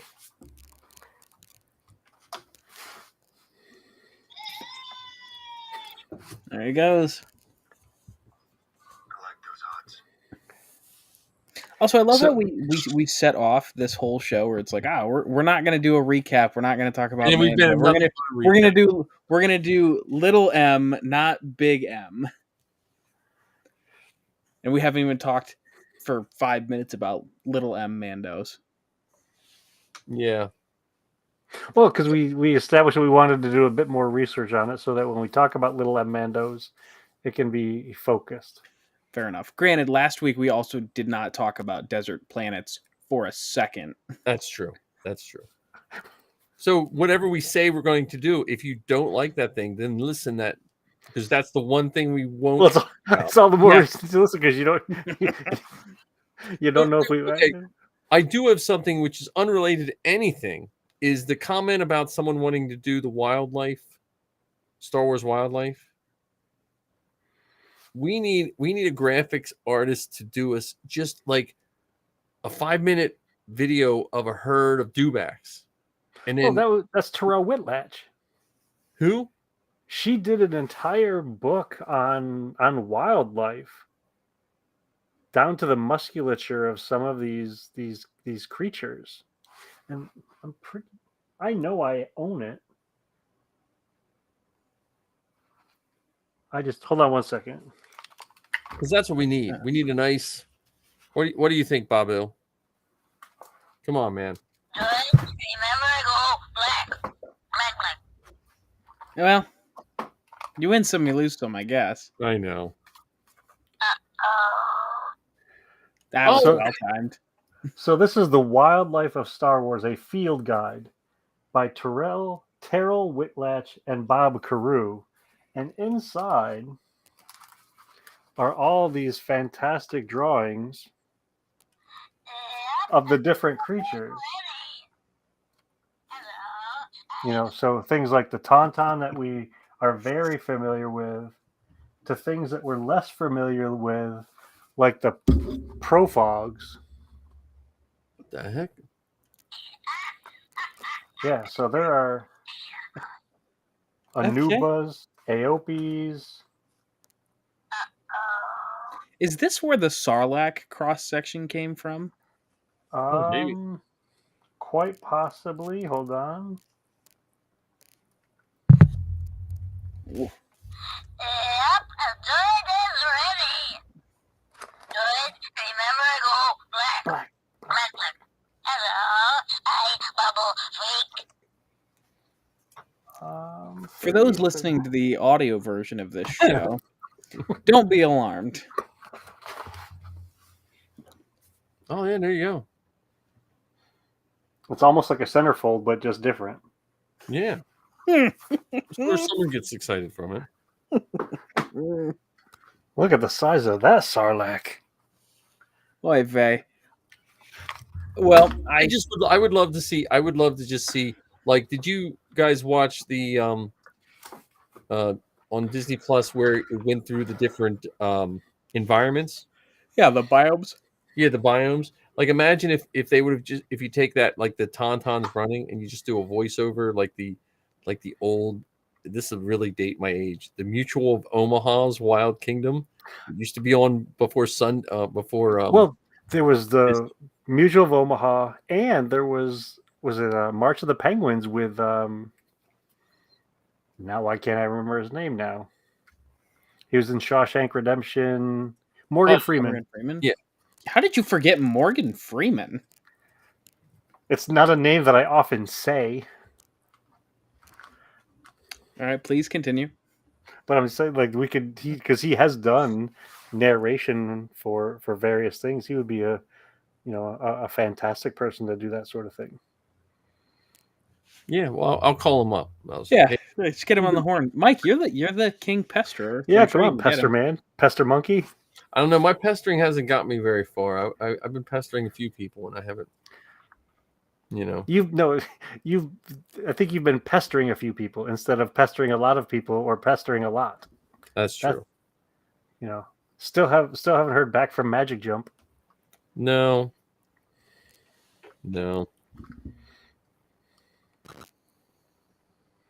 That's why we need to have focused pestering, purposeful pestering. Like, why? I mean, we're gonna do a comedy thing. Why don't we invite Bill Burr on? Yeah, He's from Space Boston. We could ask him to do just do a 2-minute sketch on. I would love to see him become the sheriff. Oh my God, yes. Work off his debt. Yeah. It's like the Mithril. Whatever happened to that guy? Who? Yeah, I was. He The was on Mithril? Navarro, the Mithril. He helped them take to close down that one Imperial base. Yeah, I don't know. Yeah, he still has 310 years left on his debt. Yeah, he better show up in one of these episodes. Maybe he helps rescue, Grief Karga from the pirates. Yeah. Maybe the pirates kidnap him. What's up, Zoe? Hey, they can't see you. I know. But I'm going to. Lizzie's coming to Philly on Sunday. We're going to hang out. Oh, cool. Okay. All right. Well, I'll look in a minute. We're still in the midst of talking about nothing. This is just like an episode of Seinfeld. Yes. Yes. Well, that could be it. That could be our Star Wars sitcom too. That's true. Maybe we need a podcast that is 100% fictional and scripted. A podcast about 3 podcasters, but we just make up our whole backstory. 3 men in a microphone. Yeah, there we go. And Babu Frick. And then I'll get a Sharpie and I'll put a mustache and goatee and he can be evil because I have 2 of these. I have another one somewhere, and we can have Babu and evil Babu. See, you don't even need to go with the mustache and goatee. I mean, the Muppets established that all you need is a fancy cheek mole. Oh, and okay. There and we you're go. Evil, And we'll evil move it criminal. every week. Like what movie was that where it moved every time? Was that? I don't know. I have to look that up. But it was similar to, I don't know if that was, no, it wasn't. I don't know. My brain. Would his name be Badu Frick? Yeah. So Bad You Frick instead Yeah, of there you go. Babu? Or what's Babu backwards? Ubab? Ubab. Yeah, Ubab. No, that sounds any more Star Wars than any other name. Tim, it's Babu with 2 B's. Babu. Well, Babu. when they cloned Luke, they gave him an extra U. He was Luke. Listen, I like almost all things Star Wars, but man, when you start looking at some of those novels, I'm fine with them. But man, these people that are criticizing the new stuff. Well, how about evil C-3PO? He just had like a black X on him or He had a something. black X on his chest. On his head. On his head, he had Yeah. a black X on his head. Yeah. Yeah. What they do? Well, let's mark this one because he's evil. Yeah. They got Space Sharpie and put it on his head. No, it's. I mean, so we haven't. I know we haven't gotten into Small Mandalore, but what I was going to say when I had planned saying this was like my first introduction to Mandalorians was Boba Fett, and I loved the character, and this and all the myth that came with him, but I forget what an impact the Mandalorian had on me. And I'm not knocking the Boba Fett show or Boba Fett, but the Mandalorian was a brand new, fresh story that every time I see him on screen, it reminds me how much I really love that show, and I've still watched that show more than any of the other shows on Disney Plus, all of them. Even more than the Tooth Fairy? What? There's a Tooth Fairy? Yeah, The Rock played the Tooth Fairy in a, Oh, yeah, no, 2000, I a watched that- 2010 that Disney once. movie. I unfortunately I watched that once. I get that one and what's the other one he played in? The Game Plan. Escape to Witch Mountain? No. Jungle Cruise. No. The one he just did, the superhero one. Oh, Black Adam. Yeah, that one and the Tooth Fairy seem exactly the same to me. Well, he can fly in both. Yeah. Except in one, he knocks people's teeth out, and the other, he gives them money for having teeth knocked out. We're similar. That's the only thing Zoe was concerned about, or Safi was concerned about when we told him there was no Santa. She said, well, there's no, Safi said there was no Tooth Fairy. Like, no, there's no Tooth Fairy. And she wanted all her teeth back. What was she going to do with them? I don't know. Zoe Make was a all necklace? we told them, hey, there's no Santa Claus. I don't know. They were like 6 and 4 or something like that, which maybe is child abuse if you tell your kids that young. But I didn't want my kids to like be the last one believing in Santa Claus. because I know Zoe's personality. She would have defended us. Like she would have been at school saying, no, my parents wouldn't lie to me. You know what I mean? So, and she went upstairs crying, but Safi was just like, there's no Easter Bunny. I was like, no, there's no Easter Bunny. There's no Tooth Fairy. And then she came back later and said, I want all she wouldn't sell her teeth back. Like she as long as she got presents, she didn't care who gave them to her. So Sorry, at least you told your kids. I found out, like I Sherlock Holmes to that at like 3 or 4 years old, because I reckon my dad's got really recognizable handwriting. So when he would write from Santa, he wouldn't even like try and change his script at all. So I was like, wait a minute, these look identical. What didn't your dad work for a long time in the police department? Yeah, So he probably didn't put in a lot of effort because he didn't want to be known for being a liar. you know, Well, fair enough. me and Missy actually had a discussion before we had kids, and I was always in the camp of no Santa. I didn't want to be mean, but I grew up poor, so Santa was like traumatizing to me. Mhm. You know, because I would come back from Christmas break and kids would get all this stuff, and I get like one thing. And when you believe in Santa, then you're thinking, okay, I must be a good person. You know, like it's. And I was like, well, why can't we just let them, you know, tell them it's from us? I mean, but we did Santa for a little while, but Santa must have loved Star Wars, man, because those kids got hit with Star Wars pretty hard. So we've managed. This has been the only thing that we haven't talked about so far are car repairs. Don't say it. Is car repairs. We did mention the inflatable Falcon, so that was in there. That's true. We mentioned not nacho cheese, so we checked the vegan food. Check the vegan thing. Food. And I did mentioning car repairs, which is interesting because it kind of fits in with the modifications that they made to the N1. So that was kind of it was car repairs in the Star Wars universe. And we dipped into religion and that there's no such thing as Santa. Spoiler alert for all the people listening. Someone's like, no, I can't believe my kids love your show and you ruined Christmas. you ruined Santa for me. We're gonna get canceled. Yes. No, I don't know. The Mandalorian. Back to the Mandalorian. It's hard to talk about Mandalorians without the Mandalorian. Like even the stuff you knew about the Mandalorians before, that show made it better.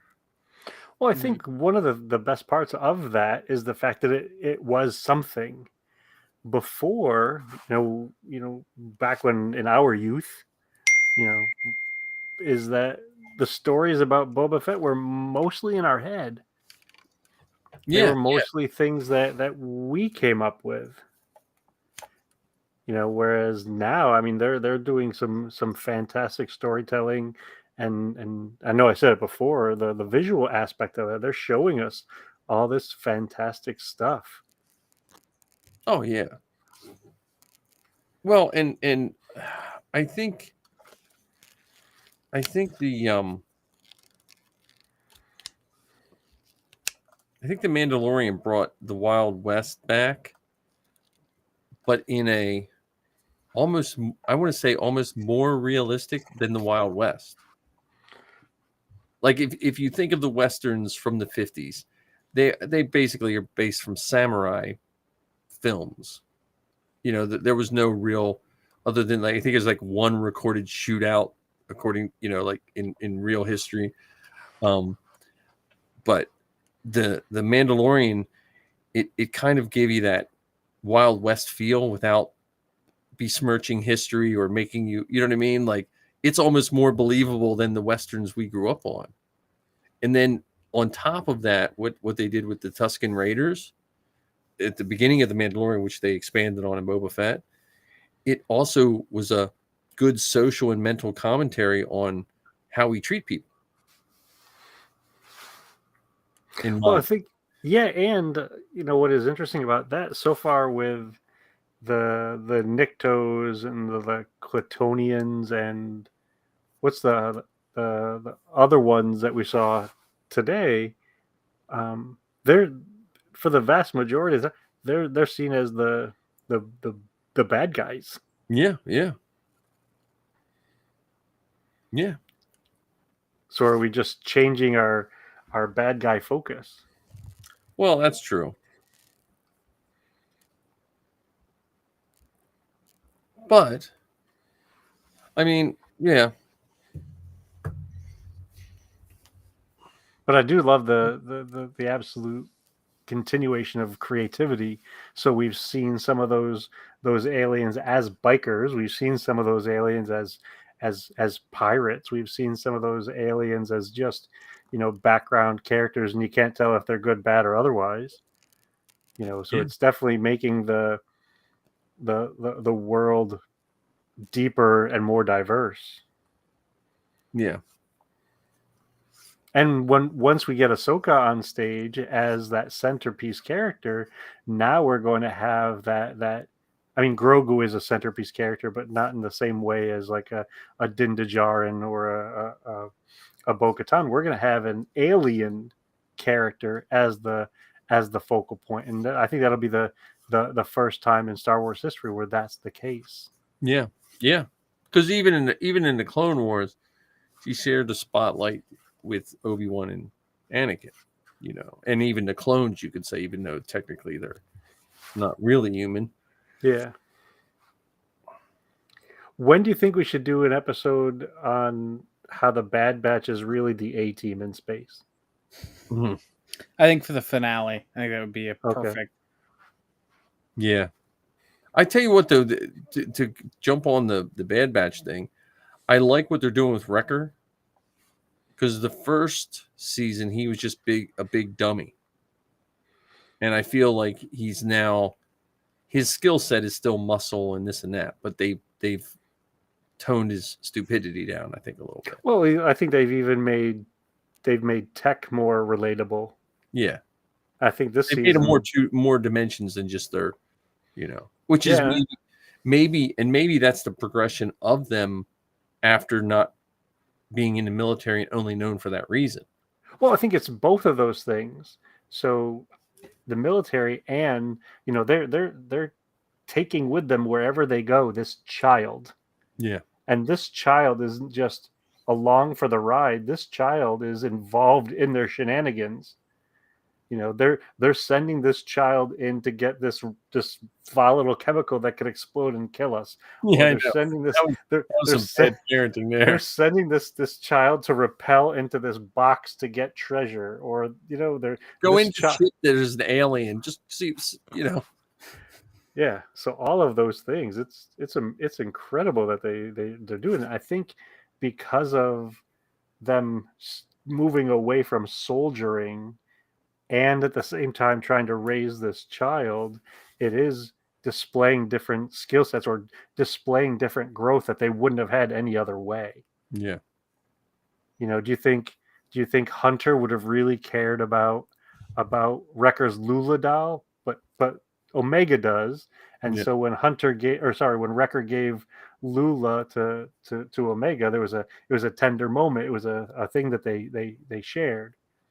Yeah. Or when Tech had to describe to Omega that he does feel things, and just because he feels things and expresses those things differently doesn't mean that he feels them any less than she does. It's just different. And that's a wonderful lesson that we as adults can learn, and we can sit right beside a kid on the couch and use it as a lesson with them. Yeah. So anybody who thinks that the cartoons are just child's play obviously hasn't really watched them as often or as deeply as we do. Right. Probably because they're normal people and have other lives, but still. Yeah. Is anyone truly normal, though? I just like it that, us three, we are someone's freakishly crazy Star Wars friend. Mm-hmm. Like somewhere someone's like, well, yeah, you like Star Wars, but you should meet my friend John. Or like Star Wars, you should meet my friend Ken, or you should meet my friend Mike. And then when they talk to us, we're like, yeah, you don't even know. We know so and so. We have another one. We kick it right up the chain. You know, Well, even on the Beskar bucket this week, John was talking, was just like, oh, where's Ken when you need him? Because he was Right. talking about, and I knew exactly the moment that you were talking about. I'm like, yep, it's this person. It's just so you know that clone's name is Wilco. Wilco, that's right. God. And see, if I'd been on the show, I'd been able to share that with you. Yep. Hey, where were you when I needed you on Monday night? Yeah. Where is Ken when you need him? record. Though, John, I would have made that a 2-part show. I was thinking about it, but I felt like it flowed so well that there was no good but like you want to breaking put point. your plugs in the middle because a lot of times if you put them at the front is good, but when you put them at the end, a lot of people are like, okay, I got 6 more podcasts. I'm going to not listen to the plugs. Mm-hmm. So if you throw your plugs in the middle, not only do you have plugs, but you also have a nice place to split it if you need to. True. That's good advice. I'll have to remember that for next time. It's just, I only know that from how I listen to podcasts. Mm. And I try to purposely listen to plugs because I know that's important to podcasters, but I also know certain days of the week my catcher gets like, I've been trying to listen to these new podcasts, and it's just like I'm getting all this content. Like Steele just did a new episode, and and stuff like that, and I'm falling behind in my listening, and I refuse to listen to them at a fast speed. Some people say they listen to their podcast at like 1.5 speed. I refuse. So now, and then we should probably call it here soon. But Yeah. 2 podcast stories that I think are super funny when I was listening to you and Zoe talk. One was one of the times Missy first listened to the podcast, she accidentally hit her player on 1.5, and she said, I think those girls should just talk a little slower. Are they on drugs? And then the other time, so I forget the girl's name now, and they had another Sabine on as a guest, and I forget her name now, but it was early on in her show, and she was probably like 4 years younger than them, and it was a neat show. And then later on, Lizzie was talking about Victoria, which is the stuffed bear. They dress up as Chopper. The Rogue Rebels dress up as Chopper. Victoria's arm fell off. Missy was listening, and she got confused, and she thought they were talking about the little girl that was on the show a couple weeks before. So, because they talk about Victoria like it's a real person. So I don't know. That was my 2 funny. But yeah, I mean, I think the Mando is going to give us more content, and we're going to try not to do recaps. But it's just hard to not do a recap on a good show. Well, I don't know if you would count what we did really as a recap. We talked That's about true. bits and pieces. I mean, I've listened to episodes where you don't have to watch the show because they literally went and then this guy did that, and the next scene was three are like they read the script, or the scene list during their show. And So what guest appearance are we going to see next? Guest Or just character we know. So when I say guest, it could be any. It could be from last season. It could be. Well, we know that there's going to be the Ranger. We saw him in the trailer. Yeah. The other TIE pilot, or the other X-wing pilot. Yeah. Which makes me wonder, would they put Filoni back in? Yeah. Because they flew together, and Dave was how do you pronounce his last name? Fatamayua. He's the one who directed. He directed today's episode. Oh, okay. He was one of the other pilots, and wasn't Deborah Chow a pilot too? Yeah, Deborah Chow was pilot. Yeah, so we could see them. I'm if I was good at bet money, I would say Ezra or Ahsoka or Sabine. Yeah, I could see. I would see Ahsoka before Ezra and Sabine, only because I wonder I could maybe see Sabine at the end, like, Mhm. but of the whole series. But I wonder if like certain characters, like you don't want to, like, I would say Ahsoka would be something that might lead into, like, maybe Ahsoka's getting on a ship and you see Sabine in the background. See, I say Sabine because of all the stuff that Bo-Katan was talking about with the different sects of the Mandalorians. Yeah, yeah. I hope so. Yeah. But that just means I'm gonna have to build another costume. Well, I'm excited, but I think the next person we see is Boba Fett, because they've already said that Boba Fett's going to be in this season, and Yeah. I am excited for that. I am just not excited for all of the negativity that's going to come attached with it. Yeah. Well, did you guys The read 14th that? costume he has? If right. Did you read that the fourth season is already written? Mhm. Yeah, yeah. You know, so, and I don't know how accurate this is because I don't know, but John Favreau made some sort of a comment that we're not even halfway through the stories that he has in mind for this, and this is what, the third season, fourth season if you count Boba Fett. I always wonder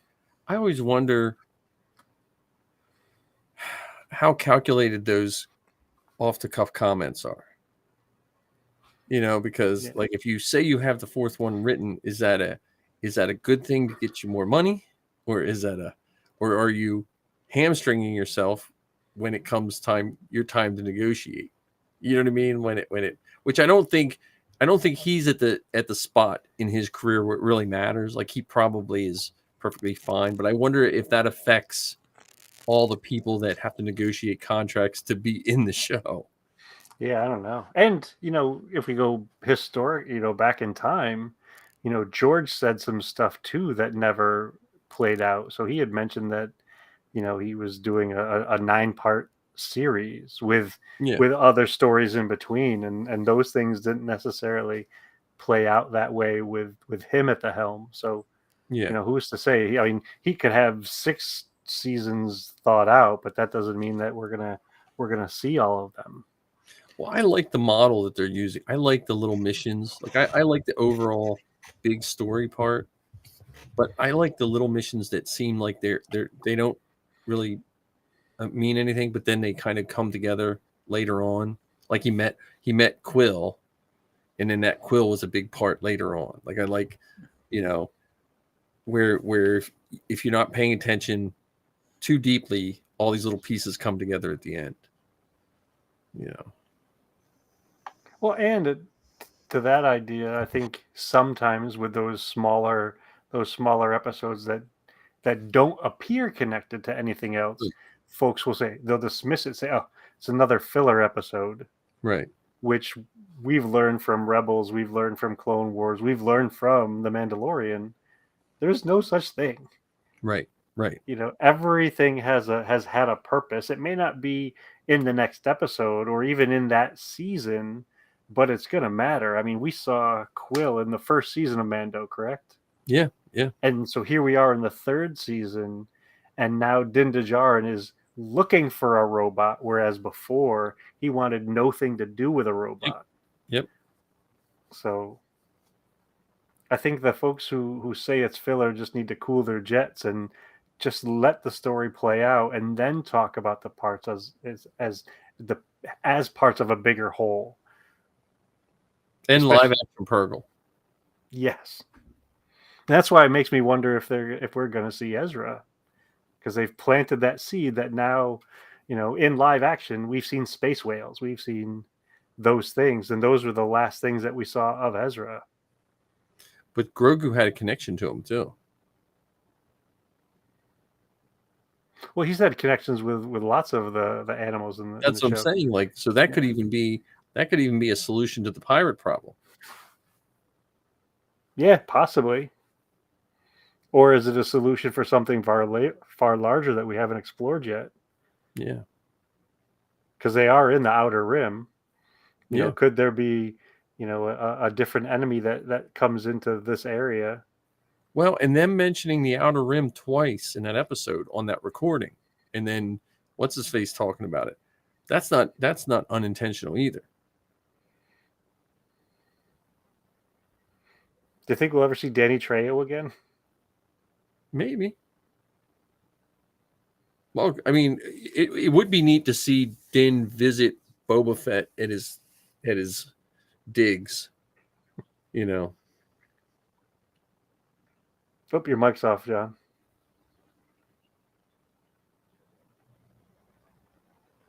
Still can't hear you. Oh, he broke it. He broke TikTok. Can you hear me now? Yep. Yes, sir. Okay. Well, what I said was, he is going to be back on Tatooine at some point. Yeah. So Yeah, because he's got to see Pelimoto and get R5. exactly. Yeah. But then poor Grogu loses his seat. He gets to ride in his dad's lap. I want him. Maybe he'll get. Remember the big transports that carried the walkers? They looked like the troop transport ships. Mhm. He needs to get one of those that they piggyback his little ship on. Well, how about the hauler that Han Solo flew in The Force Awakens? Yeah. I mean, it was big enough that the Millennium Falcon fit into the front of it like a garage. How about the Twilight? The movies? No, the ship. The ship. Oh, Didn't The it one have- that Obi-Wan got blown up on yeah. Mandalore. I don't know. Yeah, I'm excited for the next one. well, if going back to this idea that they're going to Tatooine, maybe we'll see the Vespa scooter bike gang again. Yeah. Maybe they're going to Pelimoto's shop and they need to get some stuff to soup up their motorcycles a little bit more. What if they're all dirty now? You know how like when the directors like decided for Rogue One, well, let's make different stormtrooper armor just because, and so someone makes them different and they're all like, you know, they're all wearing leather like the biker gang that got blown up. So again, still one of my favorite scenes in Star Wars is when the Slave One is coming up behind the biker gang. Because even as an audience member, you didn't realize what was happening until you're like, oh, that's what's going to happen. Well, what's interesting about that in hindsight, like Boba Fett killed, even though they were not nice folks. I mean, they were going after Fixer and Cammy in Tashi Station or whatever, and he did his thing with them there. But he blew them up for a thing that they didn't do. Yeah. Well, I mean, what are you going to do?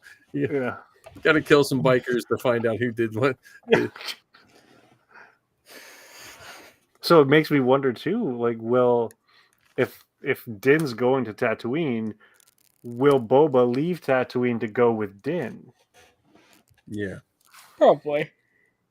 And does that mean that Black Chrysanthemum goes? Does that mean Fennec goes? Oh yeah, I forgot about Black Santa. I bet you he leaves Fennec behind to run things. Yeah, to manage while he's gone. Do you think Max Rebo's alive? He's 100%. He survives everything. How about Garza Whip? He's blast proof. Wishful thinking, but probably not. It's now a swimming pool where they made it a swimming pool. It's a day spa. They go there for a mud baths in the crater. All right. Well, I'm gonna call it for another good show. We didn't talk about what we were supposed to, but we did get a lot of Mando talk. Next time, we'll do some research between this episode and next episode, and we'll talk a little bit more about the history of Mandos. Yeah.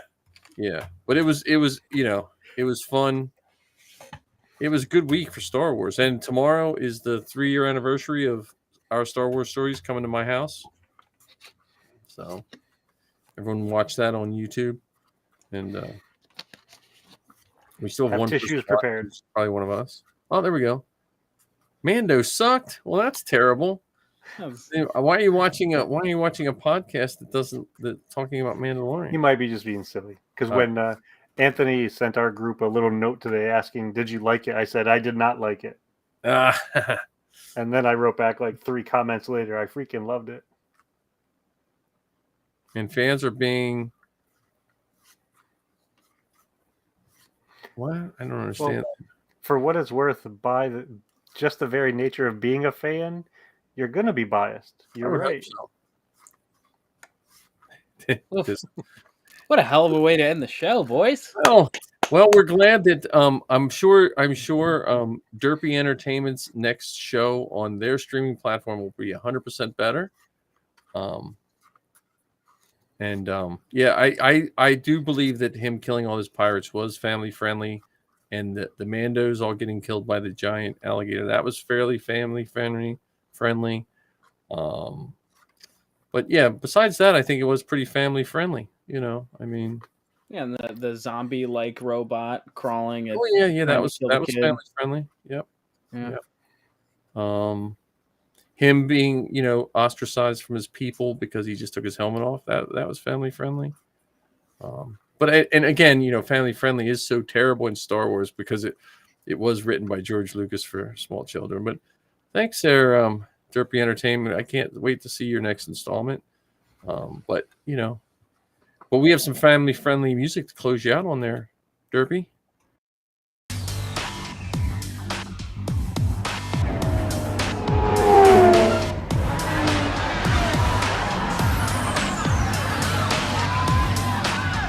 Well, you look the part, but let's see some of your moves.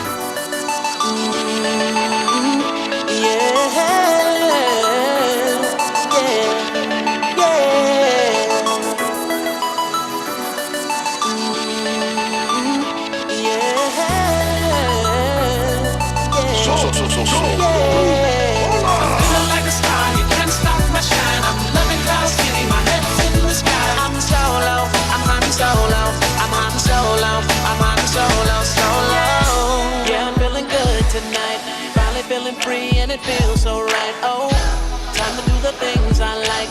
Gonna see a princess, everything's alright. Oh, no job but an answer to. Ain't a fixture in the palace zoo. No, and since the carbonites off me, I'm living life now that I'm free. Yeah, time to get myself together. Now I got myself together. Now I made it through the weather. Better days are gonna get better.